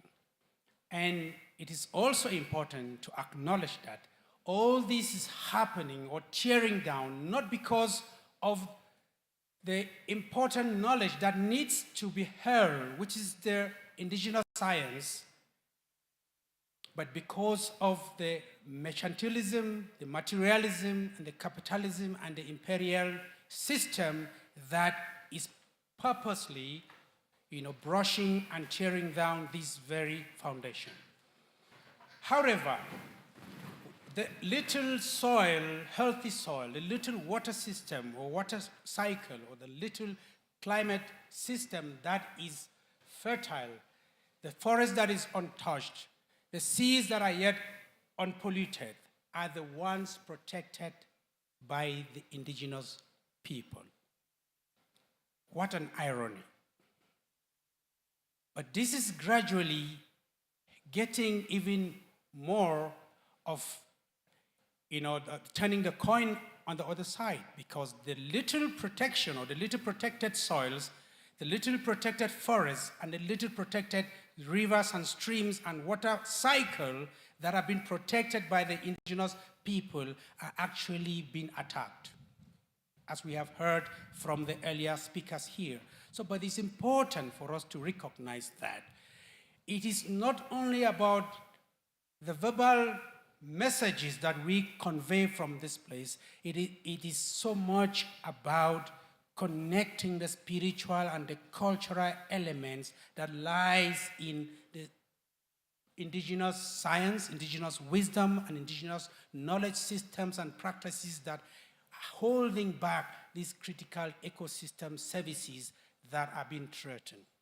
And for us to live from here, we need to recognize in around 5 different points that in climate adaptation, no adaptation is successful or is sustainable without centralizing indigenous science or indigenous knowledge, because the science that has proved sustainable in food system, in water protection, in water management and sustainable land management is that science that is held and nurtured and managed by indigenous people. So we have to channel this in climate adaptation. We can see it there. We can see it playing a role in biodiversity conservation. We can see it playing a role in sustainable land management and ecosystem services management. We also see it playing a critical role in multi-hazard early warning. Before the coming of the so-called science or capitalism science, our parents navigated from Kuala Lumpur to Africa and from Africa to Sao Paulo and different parts of the world with no compass of any sort, with traditional scientific navigation skills. This science exists and it is still very powerful and very strong.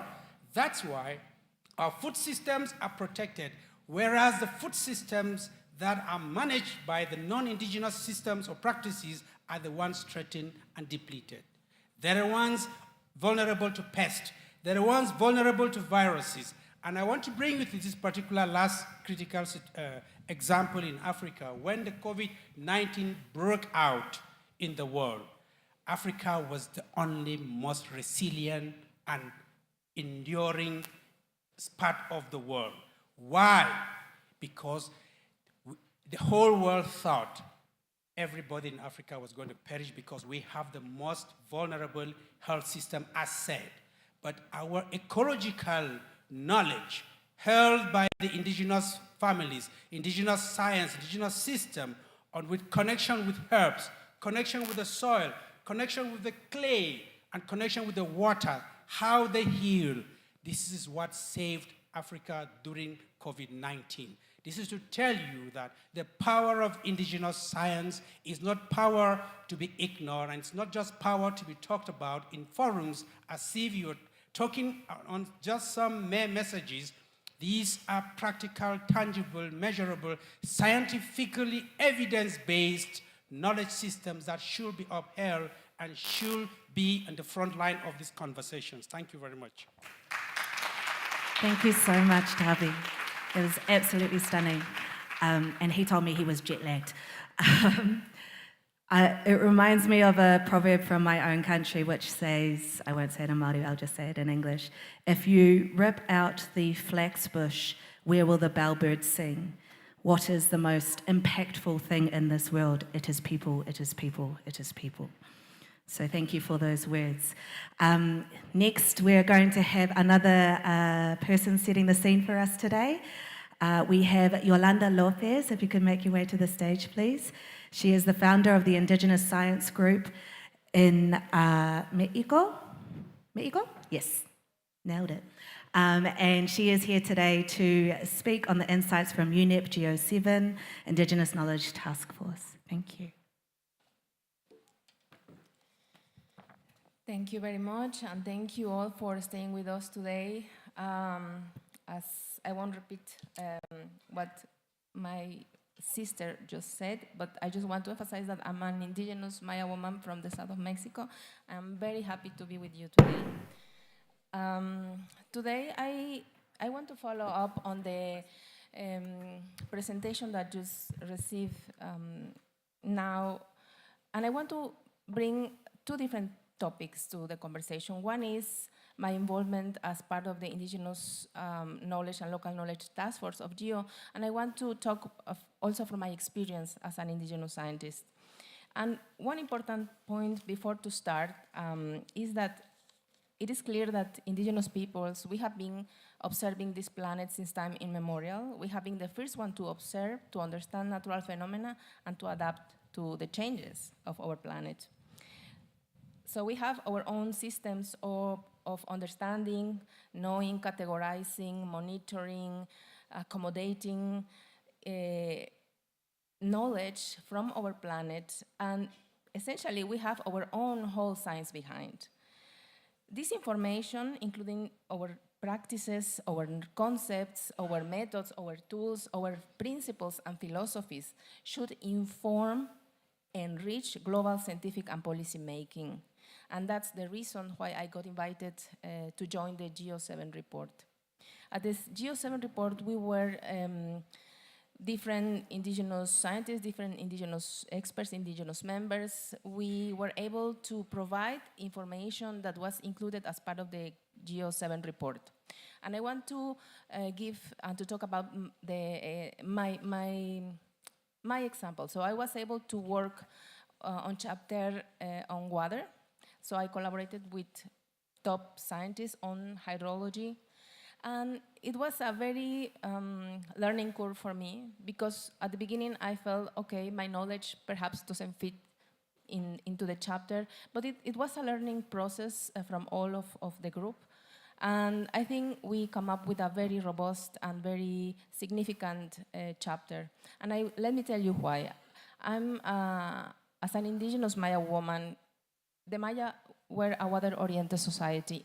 Everything about the Maya was about water. So I grew up in a society in which everything was about water, our ceremonies, our rituals, and also the Mayas were very good in understanding the landscape. Were very good mathematicians, were very good engineers. They were able to survive in a place where water was scarce and to thrive as a civilization for thousands of years. So for me, this information was critical, was crucial, and was important to bring and to contribute to this chapter. How I did it? First, my research was independent, and I want to comment and emphasize on that. I'm an indigenous scientist, but I don't work for universities or for governments or for organizations. So my knowledge is the knowledge I work with the communities, and we bring this information, their monitoring ways their ways of doing to those chapters. So, but I would like to emphasize as well that one important topic is to recognize that indigenous knowledge is precise, is fine, is time-tested, is sophisticated, is complex, is accurate, and is valid. So we really need to start talking about a different type of science, because if we talk about knowledge, we can talk about knowledge about textiles, about architecture, about different things, but the knowledge of the environment is so precise, and we have been able to protect this planet in the best way, that we need to start talking about a different but valid indigenous science. And another aspect I would like to bring to you is that in this learning curve of the GEO7, there were other chapters. One thing that was difficult for me to bring is that we indigenous peoples, we have this multi-decadal approach, which sometimes is not reflected in many of the assessments, because the timeline is too short. Like 30 years from today, 100 years from today is even shorter for us. For the Mayas, we have predicted many archaeological events that they will occur like far in the future. So I think we really need to consider also those differences in the time and the scale in which indigenous peoples, we approach time, scale, and future. So I just have one very succinct advice to take back home. And the first one is that we were the first to understand this planet, to monitoring, we were the first to observe it and to adapt to their changes. So when you talk about indigenous knowledge, you should be doing it with pride and also with confidence that is knowledge that has been here since before mainstream science. We were the first scientists in this planet. We were the first, and we will be the last to take care of Mother Earth. And that's my very succinct message I want to bring to all of you. So if you have any question, I will be very happy to discuss it. Thank you. All right, thank you so much, Yolanda. Unfortunately, we don't have time for questions today with you both, but however, there will be an event and food afterwards, so please stick around to ask your questions then and keep them burning for our lovely guests here today. So thank you both so much. Yes, clap again, please.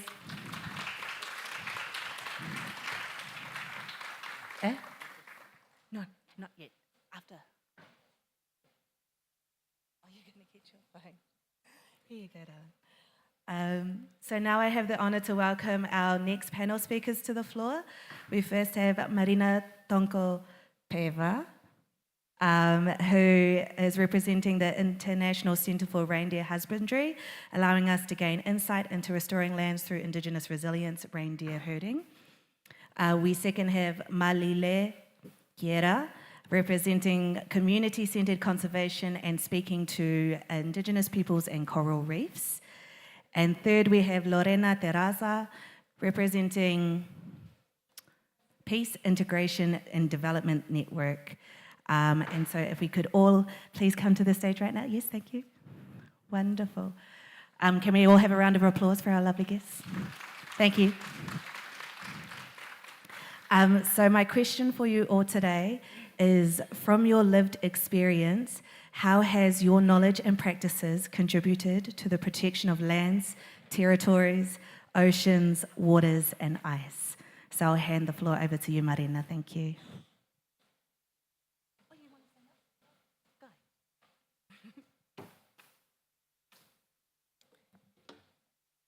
Dear colleagues and speakers, thank you for the opportunity to share a perspective from the indigenous reindeer herding communities of the Arctic tundra and Mongolian taiga. I speak today as the representative of the Reindeer Herding and Resilience Project, working with the Sami reindeer herders in Norway and Duha reindeer herders in northern Mongolia. And today I want to talk about the indigenous reindeer herders' land stewardship, that it is a proven nature-based solution for restoring ecosystems and sustaining biodiversity. We've heard a lot today about indigenous knowledge. And I would like to also mention that reindeer herding is an ancient system of sustainable land management. It reflects the rich vocabulary of the Sami people, which regards ecosystem health, integrity, understanding of snow, reindeer, and the environment. The Sami people have done more than 300 terms for snow and ice, more than any scientific classification has. Indigenous knowledge of reindeer herders show how nomadic reindeer herders adapt to environmental changes and develop resilience through generations. For thousands of years, Sami and Duha herders have managed vast tundra and taiga landscapes by moving with the reindeer. And moving is the key. Mobility is what's important, because it secures sustainable land use, protects vegetation, maintains wildlife, keeps peatlands intact, and distributes ecological pressure.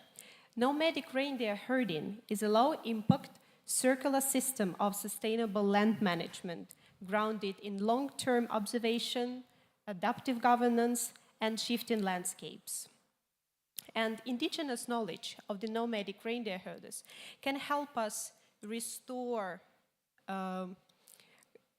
ecosystems by tracking the changes and reading environmental changes in real time.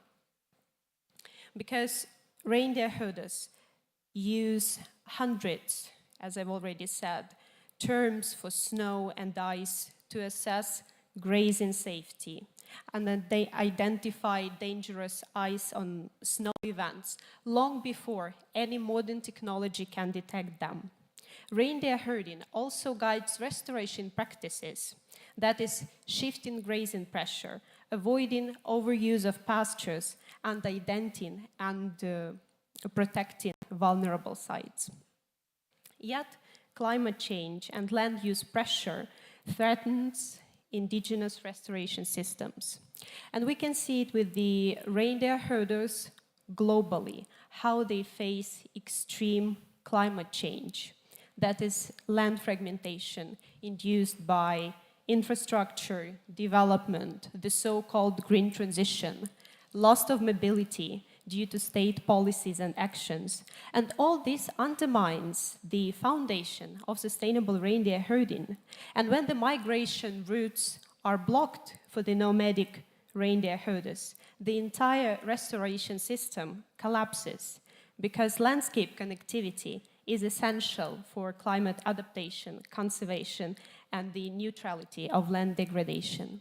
The reindeer herding and resilience is a global initiative which is aimed at building a comprehensive knowledge base of the reindeer herders' indigenous knowledge with a focus on land and pasture management. Implemented by the International Center for Reindeer Husbandry and World Reindeer Herders, we try to strengthen indigenous stewardship by documenting indigenous knowledge through mapping land degradation, bringing reindeer herders to tell about hotspots, set up migration routes, and map climate-sensitive zones. We co-produce knowledge by working with GIS technology, remote sensing, and academic partners to inform policymakers and create joint land use strategies. And also we work with the youth. We build capacity of the young reindeer herders, not only when it comes to biodiversity, climate change training, but when it comes to mapping, monitoring of the land, diplomacy, negotiation, climate literacy, because we need to ensure that the continuity of land stewardship across generations exists. And in my speech, I would like to focus the midterm results of our work. That is the necessity to recognize and support indigenous land management. We need policies that respect and enable indigenous land government. And we recommend the following. First and foremost, for the reindeer herders, it is important to protect the mobility and grazing access, as sustainable land management and restoration are impossible without open and connected landscapes. That's why we need to recognize mobility, grazing access, and landscape connectivity as key indicators of land restoration, resilient practices, and sustainable land management. Strengthen indigenous stewardship and recognize the long-standing role of indigenous reindeer herders as stewards and frontline observers of land change. And embed their observation and expertise in co-production, co-management frameworks, and community-based monitoring. And our third recommendation is to develop the capacity of reindeer herding youth, because we have to invest in indigenous-led training, knowledge transfer, access to technology, and leadership opportunities. Thank you. Thank you so much, Marina. Do you need the question again? You're good. And now we have Malile.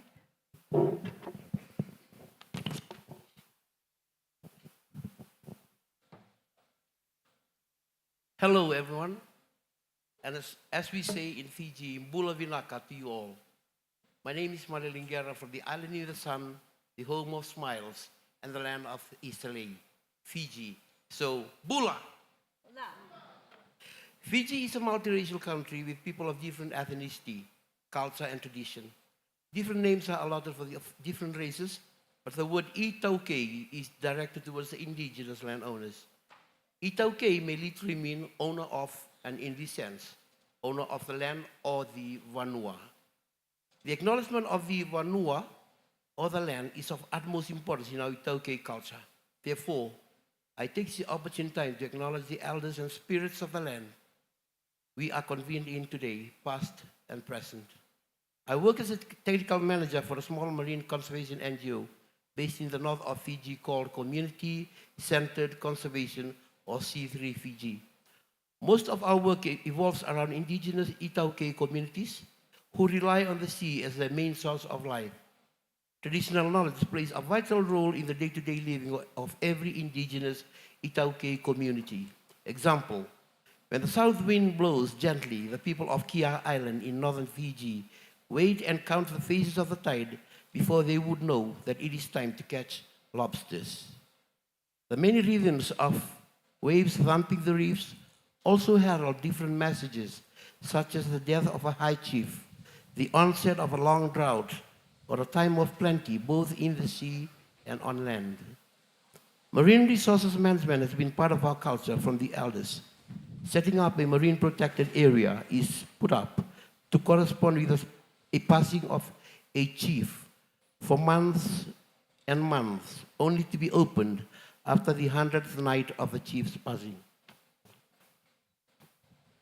Sometimes setting up taboos occurs when the communities plan to work for a major village project, such as building of an evacuation center or a church. As part of our concerns on proper fishing activities, traditional environmentally friendly fishing methods were often used. Example, the use of the moka or the stone fish traps pools, and the use of the lawasua, the traditional crab traps made of reeds and vines. For our communities, coral reefs are a priority since healthy reefs sustain rich fishing grounds.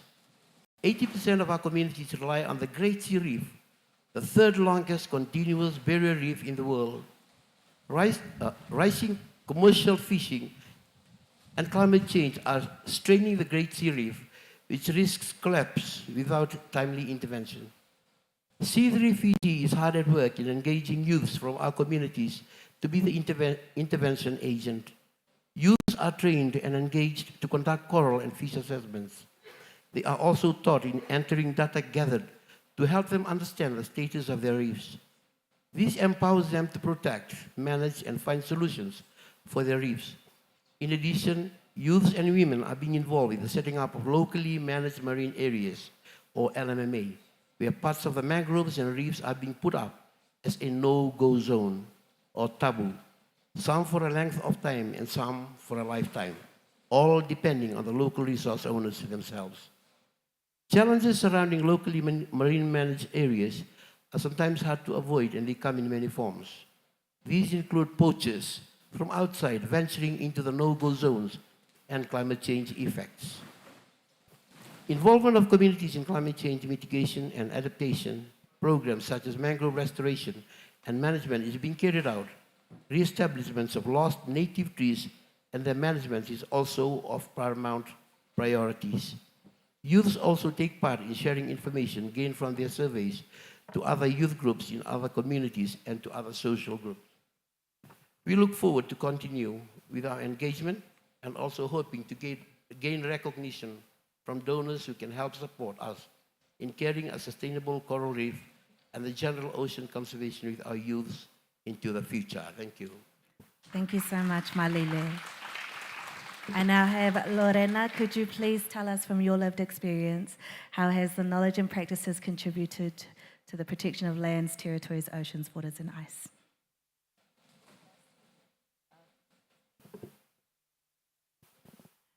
Hola, ¿cómo están? Buenas tardes. Yo les voy a hablar también en español, por favor. Les espero. Gracias. Imainaya Kazanki. Buenas tardes en quechua. ¿Cómo están? Mi nombre es Lorena Terraza, soy de Bolivia.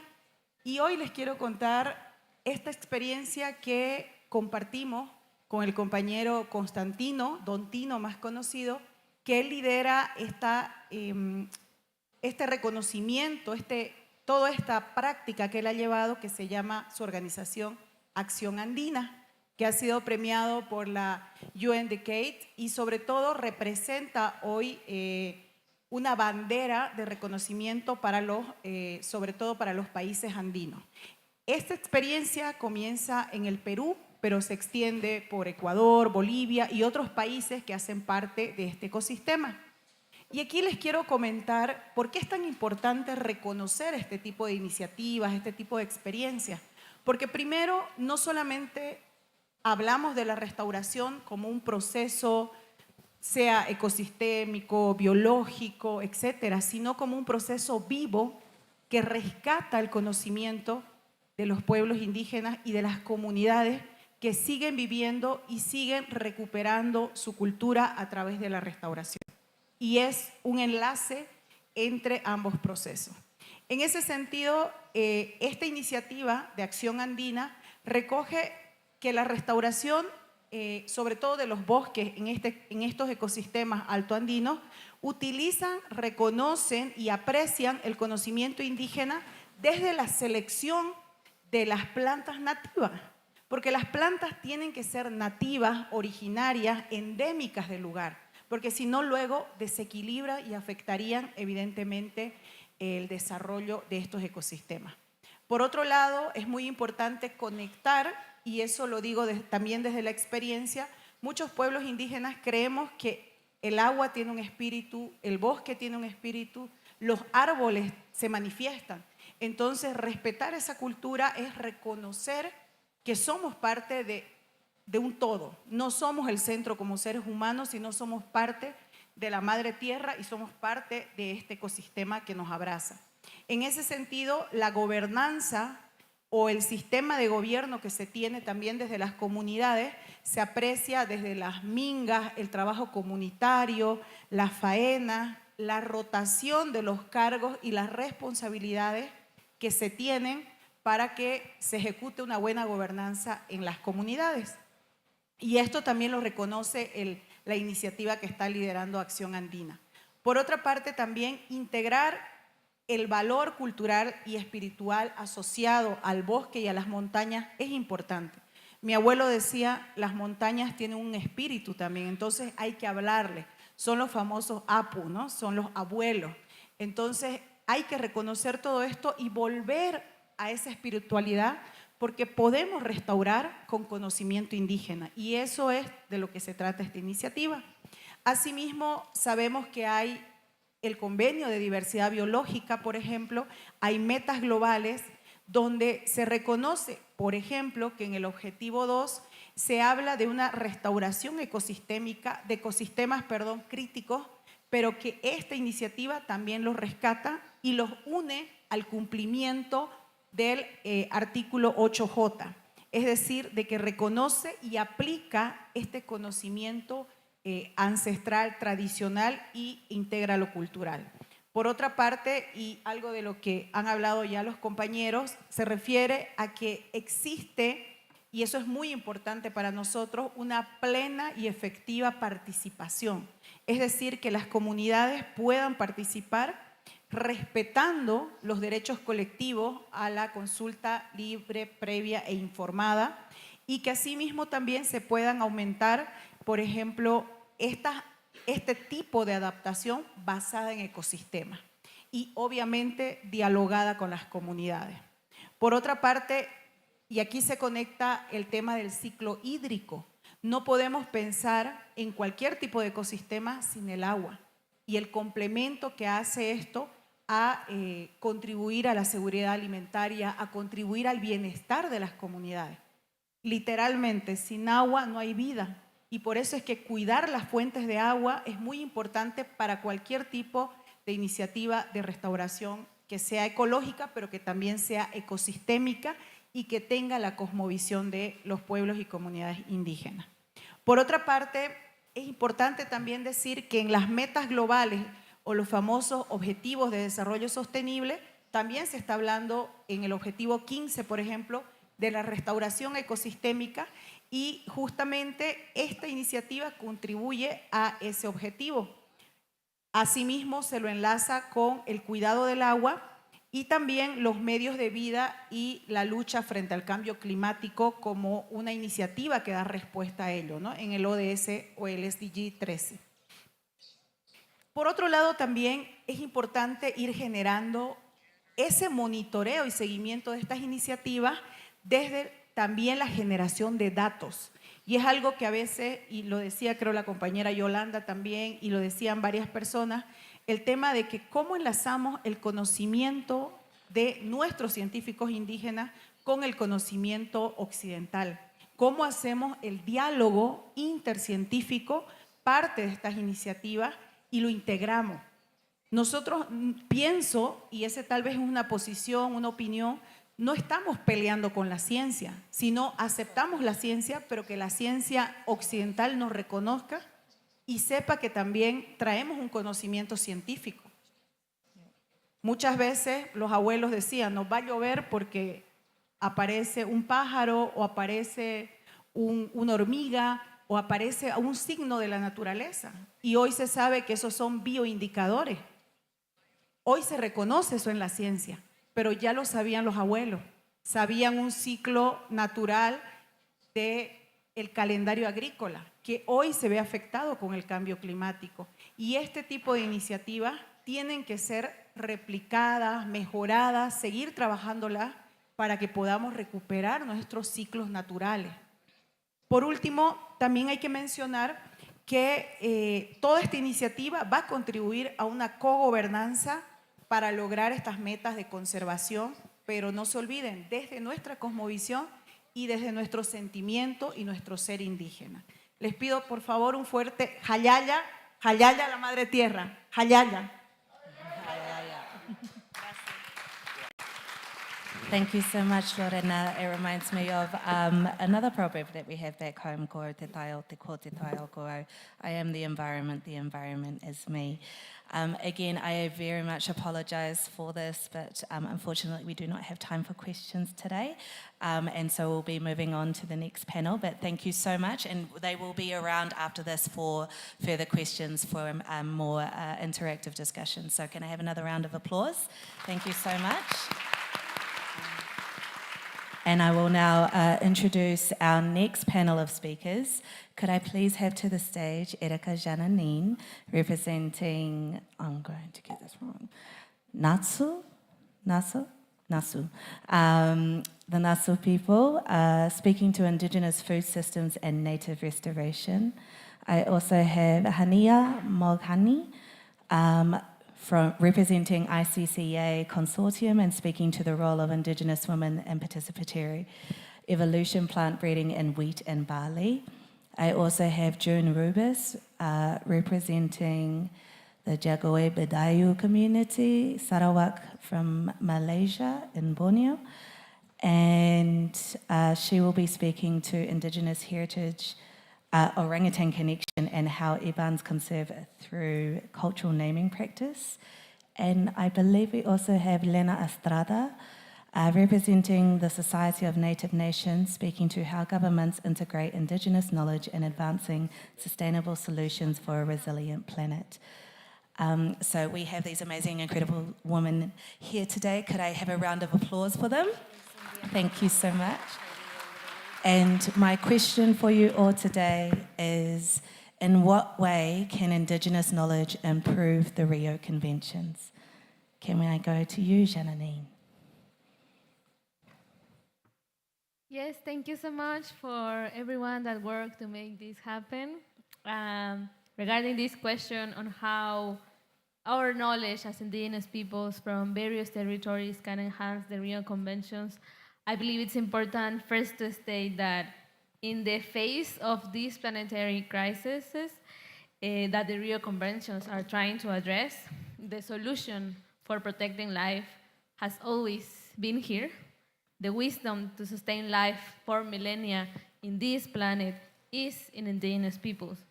The system that created this crisis has only been around for a little more than 500 years compared to the thousands of years that our nations have lived on Earth.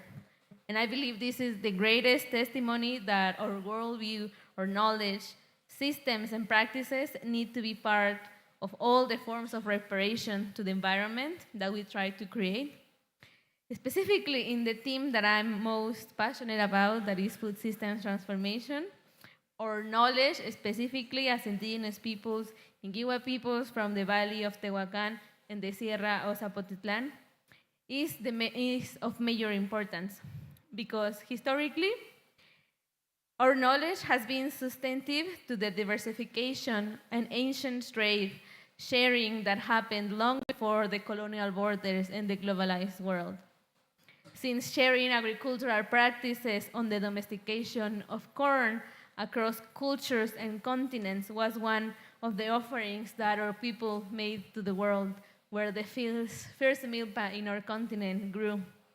We understand that this knowledge is then shared, protected, and it is never owned, not as the agribusiness industries are trying to do systematically. Major factory farming and agrochemical, agro-industrial industries that are trying to steal again and again our collective knowledge and our right to food sovereignty. As land defenders, indigenous and our peasant organizations in Puebla, where I come from, we have denounced that while we work so tirelessly in preserving our native seeds or native form of sowing the land in the milpa, it is still all in danger because of the genetic and chemical pollution that these industries keep creating. While they may have managed to go over legislation that is already protecting our rights as indigenous peoples, and even under the legislation that recognizes our ecosystem as a major ecological center for biodiversity, it is still that for longer, twice longer that I've been alive, they've been extracted from our sacred water springs where our ancestors taught us to live and to learn from this planet. And it is all this life in water, in animals, in plants, and in our bodies. This is the life that we defend from these very agri-industries that are interdependent with other industries, such as mining and fossil fuel exploitation industries. And to protect what is resisting our knowledge on plant medicine and food, on rotative practices that are used for sowing in symbiotic systems and temporal practices that are embedded in our language, in our culture as Ingiwa people, and that we have the responsibility to pass to the next generation. We believe that it is through these programs that we have created as NATSU, that is our organization of women and youth from the Valley of Tehuacan, that is mainly made up of Ingiwas, but we also have Nahuas and Mixtecos, and hopefully soon Yusabi as well in our collective, that we have created Sowing Climate Hope, that is a shared initiative with other people from the climate movement, and to create seed banks, agroecological brigades, and educational workshops to maintain our knowledge as indigenous peoples on food. And that is as well embedded with the Ingiwa Language Revitalization Program. That is a hybrid approach that we created to relearn our own language.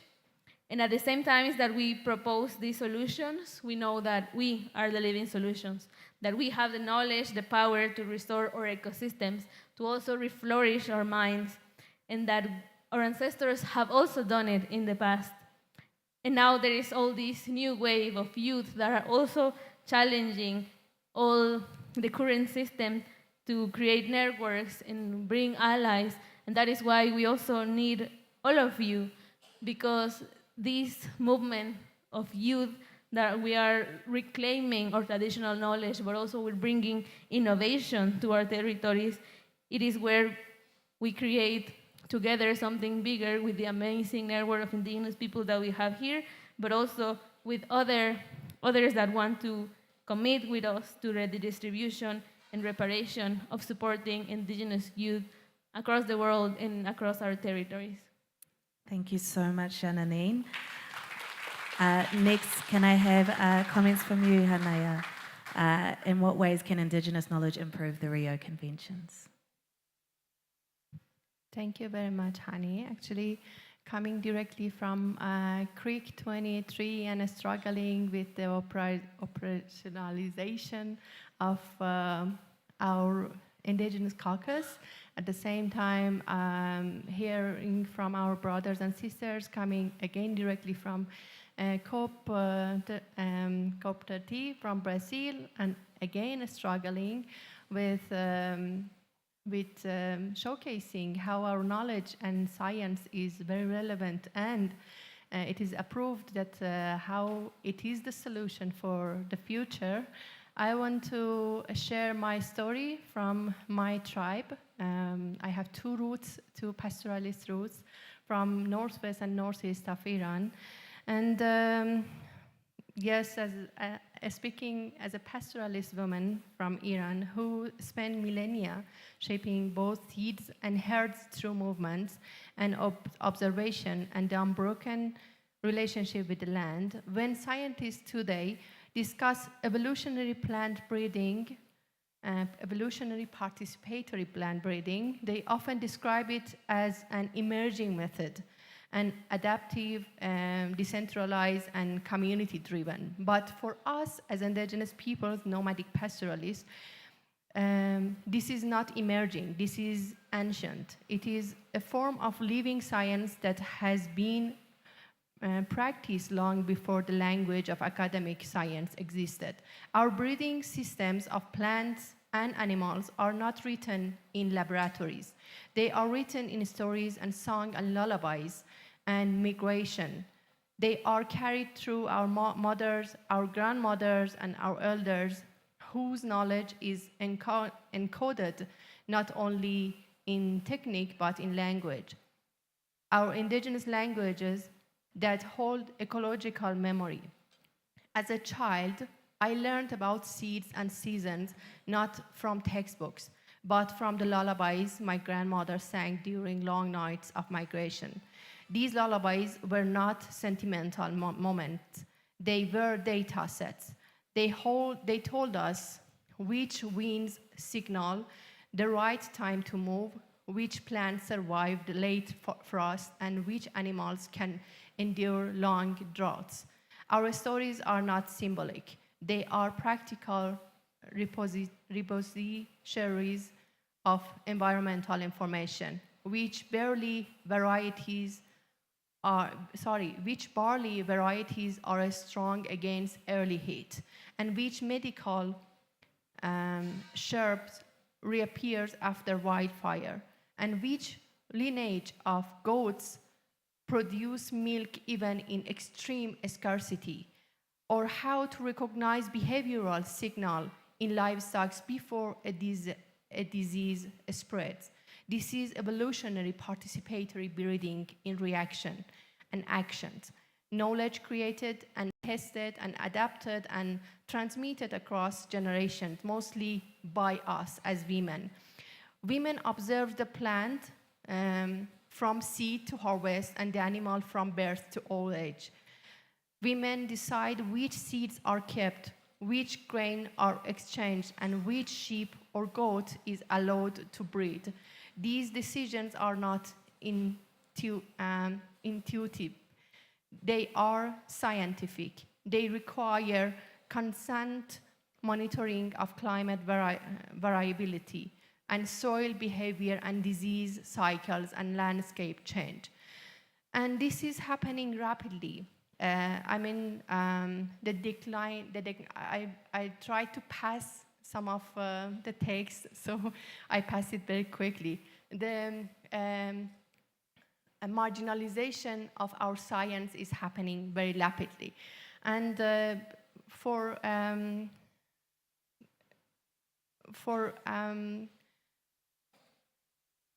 getting to know more about climate change and disasters that we are facing, this is very crucial for all of us to know more about the resilience way of life of indigenous peoples. I hate the word resilience because everybody asks us to be resilient, and at the same time they are changing our systems in a very systematic way. But all of us should acknowledge that the only resilience way that we can acknowledge is the way of living of indigenous peoples. Thank you. Thank you so much, Hanaya. June. Thank you. Good afternoon. Muacha Muema. Buenas tardes. Ambassador Juan Leon, is he still here? I just wanted his attention. And to our Spanish-speaking brothers and sisters. He's here. Thank you. So I got UNEP brain on my mind as we came, now we're in the second week. And I wanted to draw attention to something that is often missing from these rooms, how indigenous worlds actually govern land, species, and more than human relations. And this is critical because indigenous knowledge, science, and practices they're not cultural inputs, as we've heard from our previous speakers. They are governance systems. They are foundational to any effective environmental response.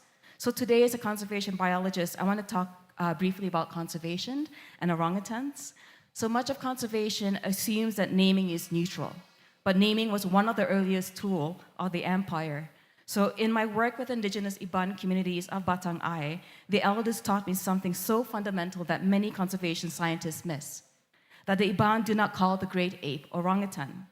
Yes, the orangutan comes from the word, from the language Malay, orang for person, utan for forest, but it's not an indigenous name. The Iban call them the Mayas. So not a single elder I interviewed had heard the term orangutan until conservation NGOs arrived. So in fact, the earliest written reference from the 1840s already described orangutan as a Western term. It came from the British. So today, this external name travels the world through campaigns and imagery, but the Mayas is a different being. So for the Iban, the Mayas is relational, it's place-based and specific. They've got Mayas Kasak, which refers to the small red ones near Old Swedens, the Mayas Rambai, which is the long-haired individuals linked to fruiting trees, the Mayas Gambay, which is the cheek-padded Mayas of the Pugnarang, or the large cheek-pad orangutans that you often hear about, the dominant males, and the Mayas Gambi, and the Mayas Chapan, which is the great forest dwellers of the Hutan Basay, or the big forests of the ancestral fruit trees. So to know the Mayas is to know the forest. To name the Mayas is to enter a web of relations, of fruiting cycles, land histories, and obligations. This is not scientific taxonomy, this is indigenous governance. So long before conservationists arrived, the Mayas followed shifting cultivation landscapes, fruit cycles, and ecological mosaics shaped by human presence. But conservation discourse insists that orangutans belong to a pristine forest, and this erases centuries of co-dwelling with indigenous communities. So one elder has told me, we have lived with the Mayas so long that they know our gardens better than we do. So stories like the Mayas revealed medicinal ginger are now retooled by NGOs as a moral lesson, stripped of the cosmological meaning. So when stories are left out of their context, indigenous authority, indigenous governance becomes stories, folklore. And this is why naming matters. Naming reveals who is authorized to define the forest. So indigenous people say Mayas or the Mawas, which is in the Sumatran context, and they choose relationship and responsibility. So now, as we heard in UNEP, they call for stronger institutions, participatory, capacity building. But indigenous governance does not always look like what the UN expects. In my Bidayu community, the revitalization of the Gawai Nyombang, the skull blessing ritual, was a response to ecological stress, deforestation, illness, and weakening customary laws. And it brought cross-border communities from Malaysia and Indonesia together, reaffirmed obligations, and restored balance among people, land, and more than human kin. So from a UN perspective, this looks like transboundary cooperation, ecosystem governance, enforcement of customary norms, biodiversity, and climate resilience. But because it is ritual, because it is ceremony, it is dismissed as cultural rather than indigenous governance. Yet these ceremonies, our rituals, do exactly what the UN aims to codify, which is to restore equilibrium and maintain ecological integrity. So the UNEP resolutions also call for transparency, data sharing, and monitoring. But not all knowledge should be made public. And so here I speak of data sovereignty and knowledge protocols. So we have to talk about concealment, the lack of, it's a sovereign practice, the choice of indigenous peoples not to share our knowledge, not to share our stories. And this protects sacred sites, species, and ecological knowledge and cosmologies from extraction. So what is protected, what is silenced is just as important as what we share, we choose to share with peoples. So what I want to say as well, finally, is that what matters now is that indigenous peoples, our distinct rights, knowledges, and the sciences we uphold should not be erased, or are currently being erased by the UNEP resolutions. So we must think carefully about our strategy, and this means not just working closely with our traditional allies, but also consider talking with member states who are trying to understand our context, and yet who must also operate within the mandates given to them and the cultural frameworks that they live in. So at this heart of this is self-determination, one of the first principles that defines us as indigenous peoples. It means we must choose our pathways, we must choose our alliances, and also we must choose our engagements deliberately, not out of habit, but of clarity of what will best serve our communities, our lands, and our knowledge systems. And we owe this to our communities back home, to those who will never be represented in the spaces, to the communities who will never be represented in the spaces, but we also acknowledge and recognize them as Indigenous peoples and who depend on us to uphold the integrity of their governance systems and their futures. Thank you. Thank you so much, June. I now have Lena Estrada. In what ways can Indigenous knowledge improve the Rio Conventions? Hola, buenos días, tardes a todos. Muchas gracias por la invitación a nuestros co-chairs de pueblos indígenas. Voy a darles el momento para que se pongan los audífonos porque estamos hablando en español. Bueno, saludo a sus excelencias, a los líderes, autoridades indígenas que se encuentran aquí presentes. Kaimaku y Tuomo, en mi idioma indígena del pueblo Huitoto, es buenos días, buenas tardes para todos.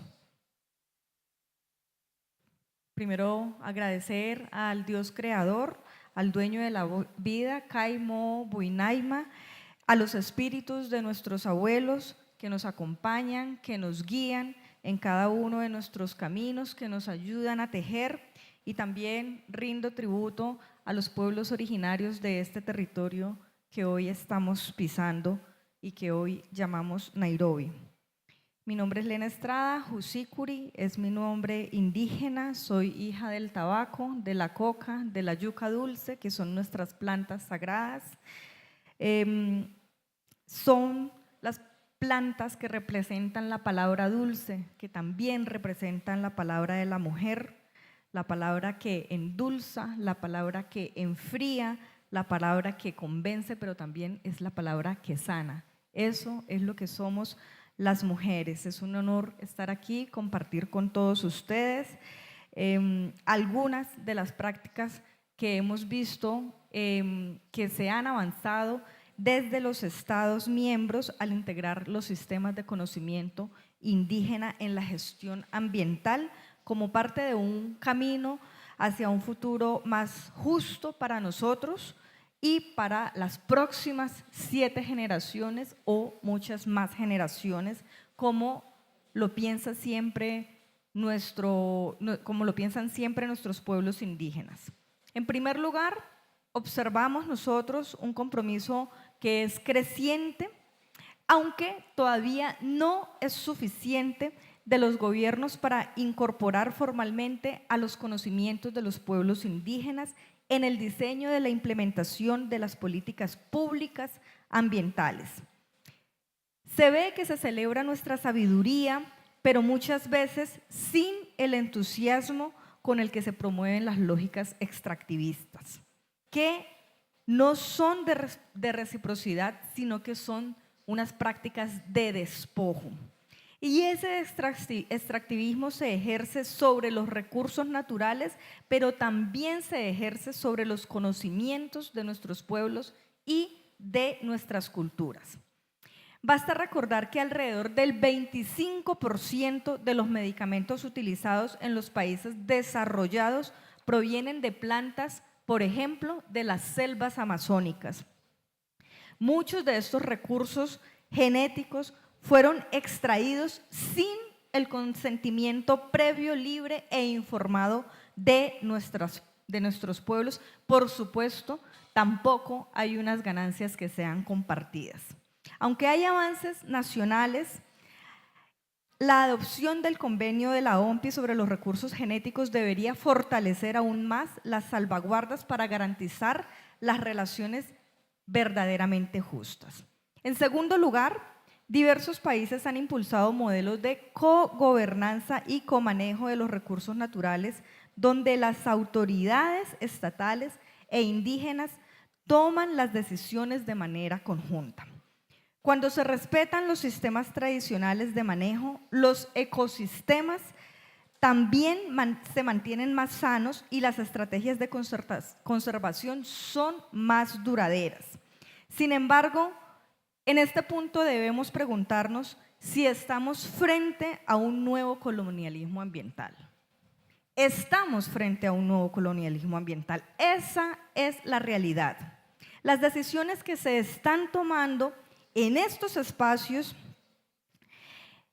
están reproduciendo ese colonialismo porque están favoreciendo a élites ambientales, tecnócratas, que se apropian de nuestros conocimientos y pretenden representarnos sin la legitimidad que deberían y toman decisiones sobre nuestros territorios, territorios que no son suyos, pero además pretenden decirnos qué debemos hacer, cómo debemos actuar y cómo debemos ejecutar los recursos financieros que deberíamos de ejecutar nosotros autónomamente, y por eso se ha insistido mucho en la financiación directa y en ese camino deben de avanzar los estados.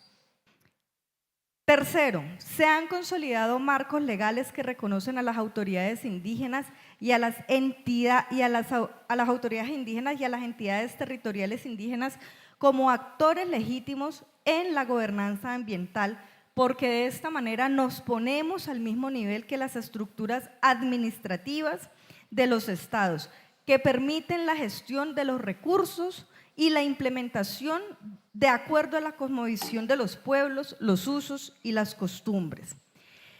Por ejemplo, en Colombia, mientras he estado como ministra de Ambiente, hemos logrado iniciar la implementación de las autoridades ambientales dentro de la estructura administrativa del Estado y también reconocer las entidades territoriales indígenas que estaban contempladas desde nuestra Constitución de 1991, pero que no se había logrado avanzar en la reglamentación interna del Estado. Estas entidades territoriales indígenas van a cambiar incluso el mapa administrativo y político del Estado. ¿Qué hace falta para esto? Hace falta la voluntad de los estados. Y cuarto, vemos un impulso cada vez mayor para articular el conocimiento tradicional con la ciencia moderna. Es importante que los conocimientos de los pueblos indígenas se contemplen también al mismo nivel de los pueblos, de la ciencia occidental, de los conocimientos científicos. Y quiero ser clara, el progreso y la industrialización no tienen por qué oponerse a los derechos humanos. Pueden caminar juntos, los gobiernos tienen que entender que los pueblos indígenas estamos a su mismo nivel y que también somos gobiernos preexistentes a los que existen en este momento, y hemos demostrado que nuestras estructuras político-administrativas son incluso más fuertes que los estados que existen en este momento, porque existimos y porque nuestras estructuras han pervivido incluso a todos los sistemas de colonización que tenemos. Por eso afirmo con toda la autoridad que nos da el territorio que somos nosotros quienes decidimos qué, cómo y quién debe manejar los recursos, y exigimos una participación efectiva que no se limite únicamente a lo simbólico, a tener indígenas en cada uno de los escenarios, sino que se reconozca nuestra capacidad como pueblos indígenas para asumir cualquier tema, no únicamente temas que tengan que ver con indígenas, sino cualquier tema que tenga que ver con todo lo ambiental, porque lo ambiental está intrínsecamente relacionado con lo indígena. Así que de esa manera también es importante que demos claridades sobre los conceptos, como lo es el concepto de las comunidades locales, que se diferencian de los pueblos indígenas y que en este momento están generando digamos, bastante incertidumbre en todas las plataformas internacionales. Así que, hermanas y hermanos, aquí no venimos a pedir, nosotros venimos a recordar que la tierra a nosotros no nos pertenece. Nosotros no somos dueños de la tierra, hacemos parte de ella y que protegerla no es solo un acto de caridad, sino también es un acto de justicia. Desde los territorios, desde la selva, desde el mar, desde los océanos, desde los desiertos, las voces indígenas no solamente hablan del futuro, también hablan del presente, de lo urgente y de lo que es posible.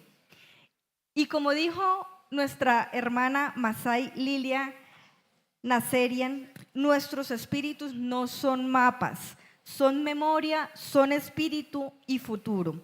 Y defenderlos es defender la vida misma. Por eso cuando una mujer indígena levanta la voz, no habla sola, habla la voz de la tierra a través de ella. Muchísimas gracias. Gracias. What is the language of chiefs? It is conversation, it is dialogue, it is discussion. I'd like to thank you all for coming up on stage today, and you've been such a beautiful panel. So one last round of applause for our lovely speakers. And now we're about to move on to our, I'm so sorry, love you guys. Now we're about to move on to our final part of the session here today. And I would like to invite the Indigenous Youth Caucus up here on stage, or those who are representing the Indigenous youth. If you can make your way to the stage. And I would also like to invite the Executive Director of UNEP, Executive Director of UNEP to the stage as well, because we're about to present. Yes, come to the middle. We will be presenting here the Indigenous Peoples Declaration and handing it over to the presidency of UNEP. So I will now hand over the mic to our Indigenous youth representatives who are going to give us a small speech about it.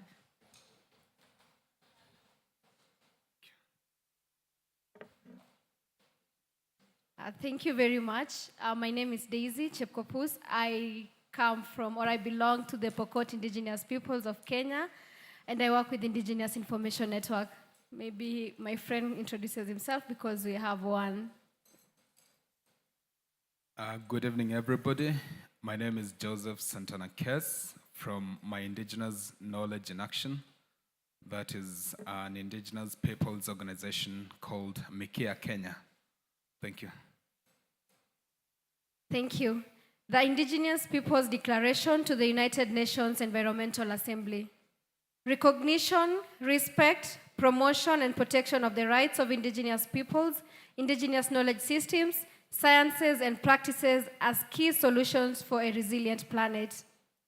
Whereas we, Indigenous peoples of the 7 sociocultural regions, gathered for the 7th session of the United Nations Environmental Assembly, UNEA 7, held in Nairobi from 8th to 12th December 2025, first acknowledge the Indigenous peoples of these lands and territories, reaffirming our inherent rights as recognized in the United Nations Declaration on the Rights of Indigenous Peoples, UNDRIP, treaties, agreements, and other constructive arrangements with states, affirming that our knowledge systems, sciences, and practices are vital to the survival and resilience of the planet, recognizing that all life is interconnected and that the breath of the earth is our own, understanding our inherent rights to protect these connections, honoring the wisdom carried by our ancestors through our knowledge systems, sciences, and practices. Our connection to the natural world is a living relationship grounded in respect, reciprocity, and responsibility.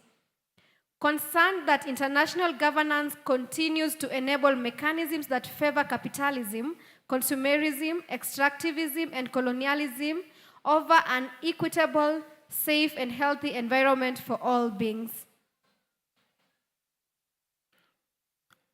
Now, calling upon all member states, United Nations entities, and partners to ensure that environmental governance fully recognizes, respects, protects, and upholds our individual and collective rights, responsibilities, knowledge systems, sciences, practices, and contributions as rights holders, recalling that Articles 18, 19, 25, and 32 of UNDRIP guarantee Indigenous peoples full and effective participation in decision making, our capacity to give or withhold free, prior, and informed consent, and to determine our own priorities for the development, conservation, or common use of our lands, waters, and territories, while assuring cultural, political, and spiritual relationships with our lands and waters, emphasizing that the triple planetary crisis of climate change, biodiversity loss, and pollution are deeply interconnected, and that environmental degradation constitutes a violation of human rights. These crises require not only technical solutions, but also the vital contributions of the knowledge systems, sciences, and practices of indigenous peoples in contemporary environmental stewardship for respectful and regenerative relationships with the natural world, and the full recognition of the rights of indigenous peoples to self-determination as essential pathways to planetary healing and well-being. UNEP 7 must ensure that all resolutions and programs of the United Nations Environment Programme rigorously uphold UNDRIP. This includes establishing and mandating institutionalized mechanisms that guarantee the full, effective, and direct participation of indigenous peoples from design, negotiation, and decision-making to implementation, monitoring, and evaluation. Such mechanisms must integrate the principles of FPIC as a foundational standard and provide adequate capacity building support to ensure indigenous peoples can participate fully and equitably. We urge the United Nations Environmental Assembly and UNEP to take immediate and concrete action and call for the following: formal representation of indigenous peoples within all UNEA and UNEP decision-making bodies, including the Science Policy Panel on Chemicals, Waste, and Pollution, ensuring direct participation, autonomy, and authority in shaping environmental policy. Establishment of a permanent indigenous peoples advisory mechanism under UNEP to guarantee genuine co-decision processes upholding the right of FPIC with full recognition of the knowledge systems, science, and practices of indigenous peoples, going beyond consultation toward shared governance and indigenous-led governance. Advancing holistic indigenous-led solutions, upholding indigenous people's rights, environmental integrity and protection of defenders, direct access to environmental financing and climate funds for indigenous peoples from all 7 sociocultural regions, enabling self-determined initiatives without intermediary gatekeeping. Integration of gender, youth, and intergenerational equity to all indigenous peoples' participation mechanisms at local, national, regional, and international levels. We also call on UNEA to move beyond acknowledgement of indigenous peoples and their rights toward shared governance and shared responsibility. This ensures that future generations inherit a world where the sacred balance of life is restored and protected. Let this declaration stand as a living commitment to co-create a non-toxic, just, equitable, and regenerative future rooted in respect for indigenous people's rights, knowledge, and their responsibility as the Earth's original stewards. Thank you. Thank you so much. We now invite you to hand over the declaration to our Executive Director of UNEP.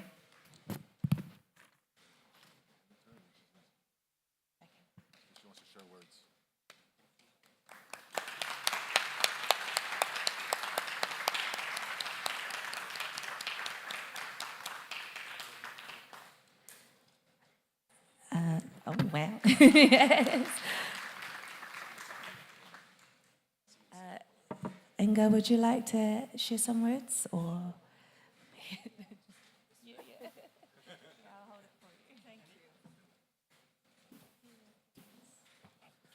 First of all, I want to thank you and these brilliant young people. Can you give them a round of applause?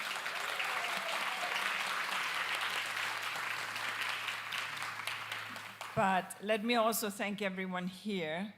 As I said when we started, was it this morning or I don't even know when, because I've been going since I don't know, it wasn't this morning, it was early on today. Anyhow, as I said when we started, this is superbly meaningful. And I listened intently as you were reading. Of course, this is really the reflection of the whole of this assembly.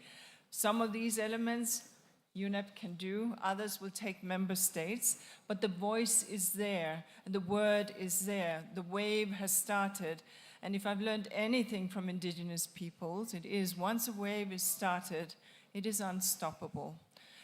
So I want to really thank you. These are very meaningful asks, and asks that may not come tomorrow in this UNEA, but asks that will remain, because like any pebble that you throw in the water, the ripples are there, and the wings of the butterfly can become the storm of change. So may I thank you so much for this. Thank you for having made this happen and for giving me the declaration. I can assure you that we will study it clearly and deeply, and from our side at UNEP, the Secretariat of UNEP, do all that we can to ensure that we can live up to those asks. Thank you so much, everyone.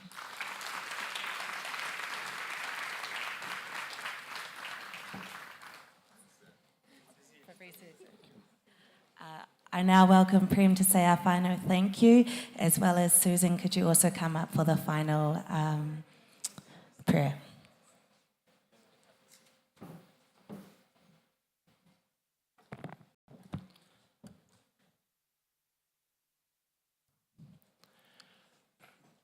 Thank you to our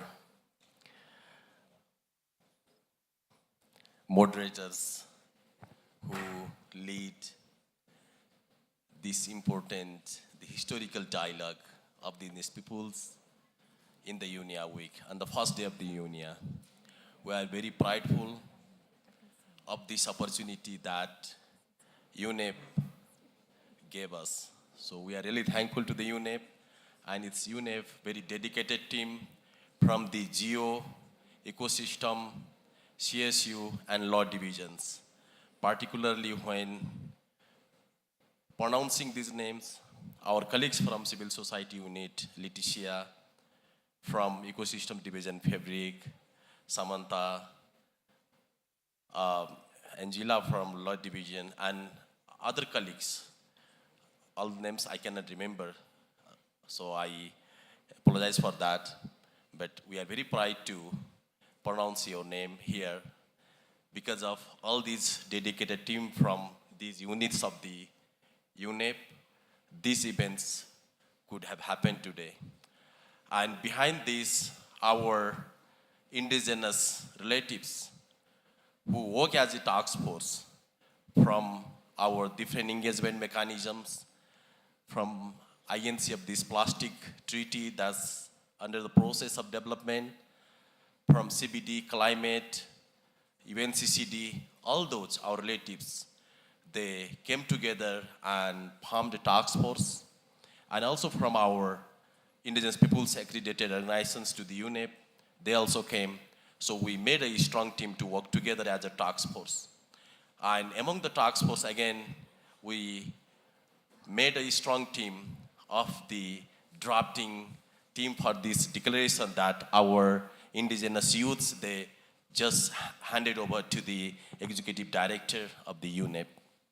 So behind this, our dedicated team, they work hard and it's possible, and the outcome of this dialogue is also our declaration, where you can find our important points that what we are demanding, we are expecting to be addressed, to be included in the policy documents, that what UNEA is going to adopt as the outcome documents, means those resolutions, ministerial declarations and others.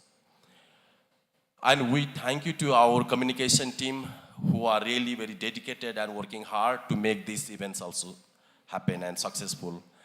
And here we can't forget in the land, in the territories where we are standing, our Maasai indigenous knowledge holders, our Maasai indigenous youths, women who also contributed to welcome us and give this space to stand on their land to make this event happen with their blessings. So all these special thanks goes to them as well. And all our major groups, our alliance, our friends, our coalitions, they have also helped to make this event successful. So thanks to all our these alliance, our all major groups, coalitions and all. And our relatives and friends who are always supporters, who are always contributors to our movement, our indigenous issues, our indigenous voices, media and others, many other agencies of the UN, OHCHR, UNDP, UNICEF, UNESCO, and many other institutions of the UN, they have also contributed to us to bring here and strengthen our voice and echo our voice in this platform. And the technical teams who are here making this all technical setup, the thanks goes to them as well. They deserve it because of them, we are seeing ourselves in the screen. We are using all these devices. And all this setup is possible because of the collective work of all of us. So thanks to all and have a good evening. Thank you.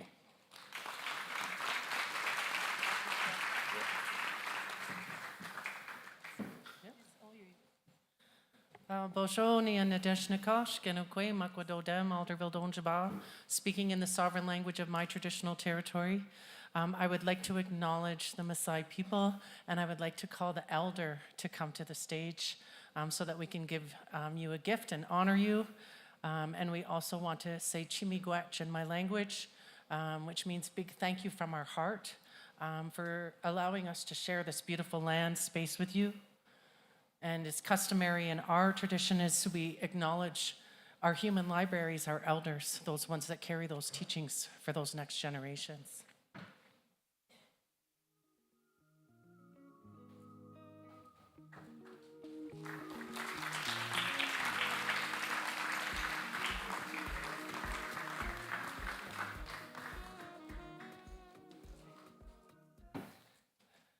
And in closing, I want to sing this song from our traditional territory, from Grandmother Josephine. It's the water song, the Anishinaabe water song, and this song has been carried all around the world. And as Inger stated, that stone that drops in the water, we call that Nadoa Sin, and I want to acknowledge Nadoa Sin, the spirit of that stone that drops in the water and that ripple that's created. When we sing this song, we honor the four directions and the four colors of man that we can all come together in a good way. And the water connects us around the world. And as women, we are water carriers. We carry that water, we carry that new life, and before that new life comes to the earth, that water comes first. And as women, we are the only doorway with which that spirit comes to the earth. So I say Chimigwech on behalf of the Indigenous Peoples Major Group and everyone here, I say Chimigwech, and this song goes to each and every one of you. Nibe kisake iko gemigwecho enemigo kisha enemigo nibe kisake iko gemigwecho enemigo kisha enemigo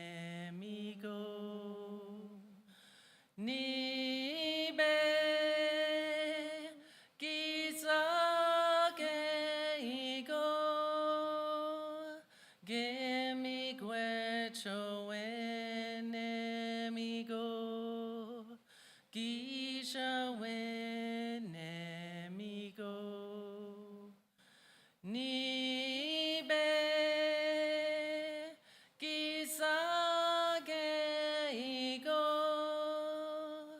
gemigwecho enemigo kisha enemigo. Gana miigwech. Thank you. Thank you, everyone. We now invite you to the food that is now chilling at the back. Thank you all.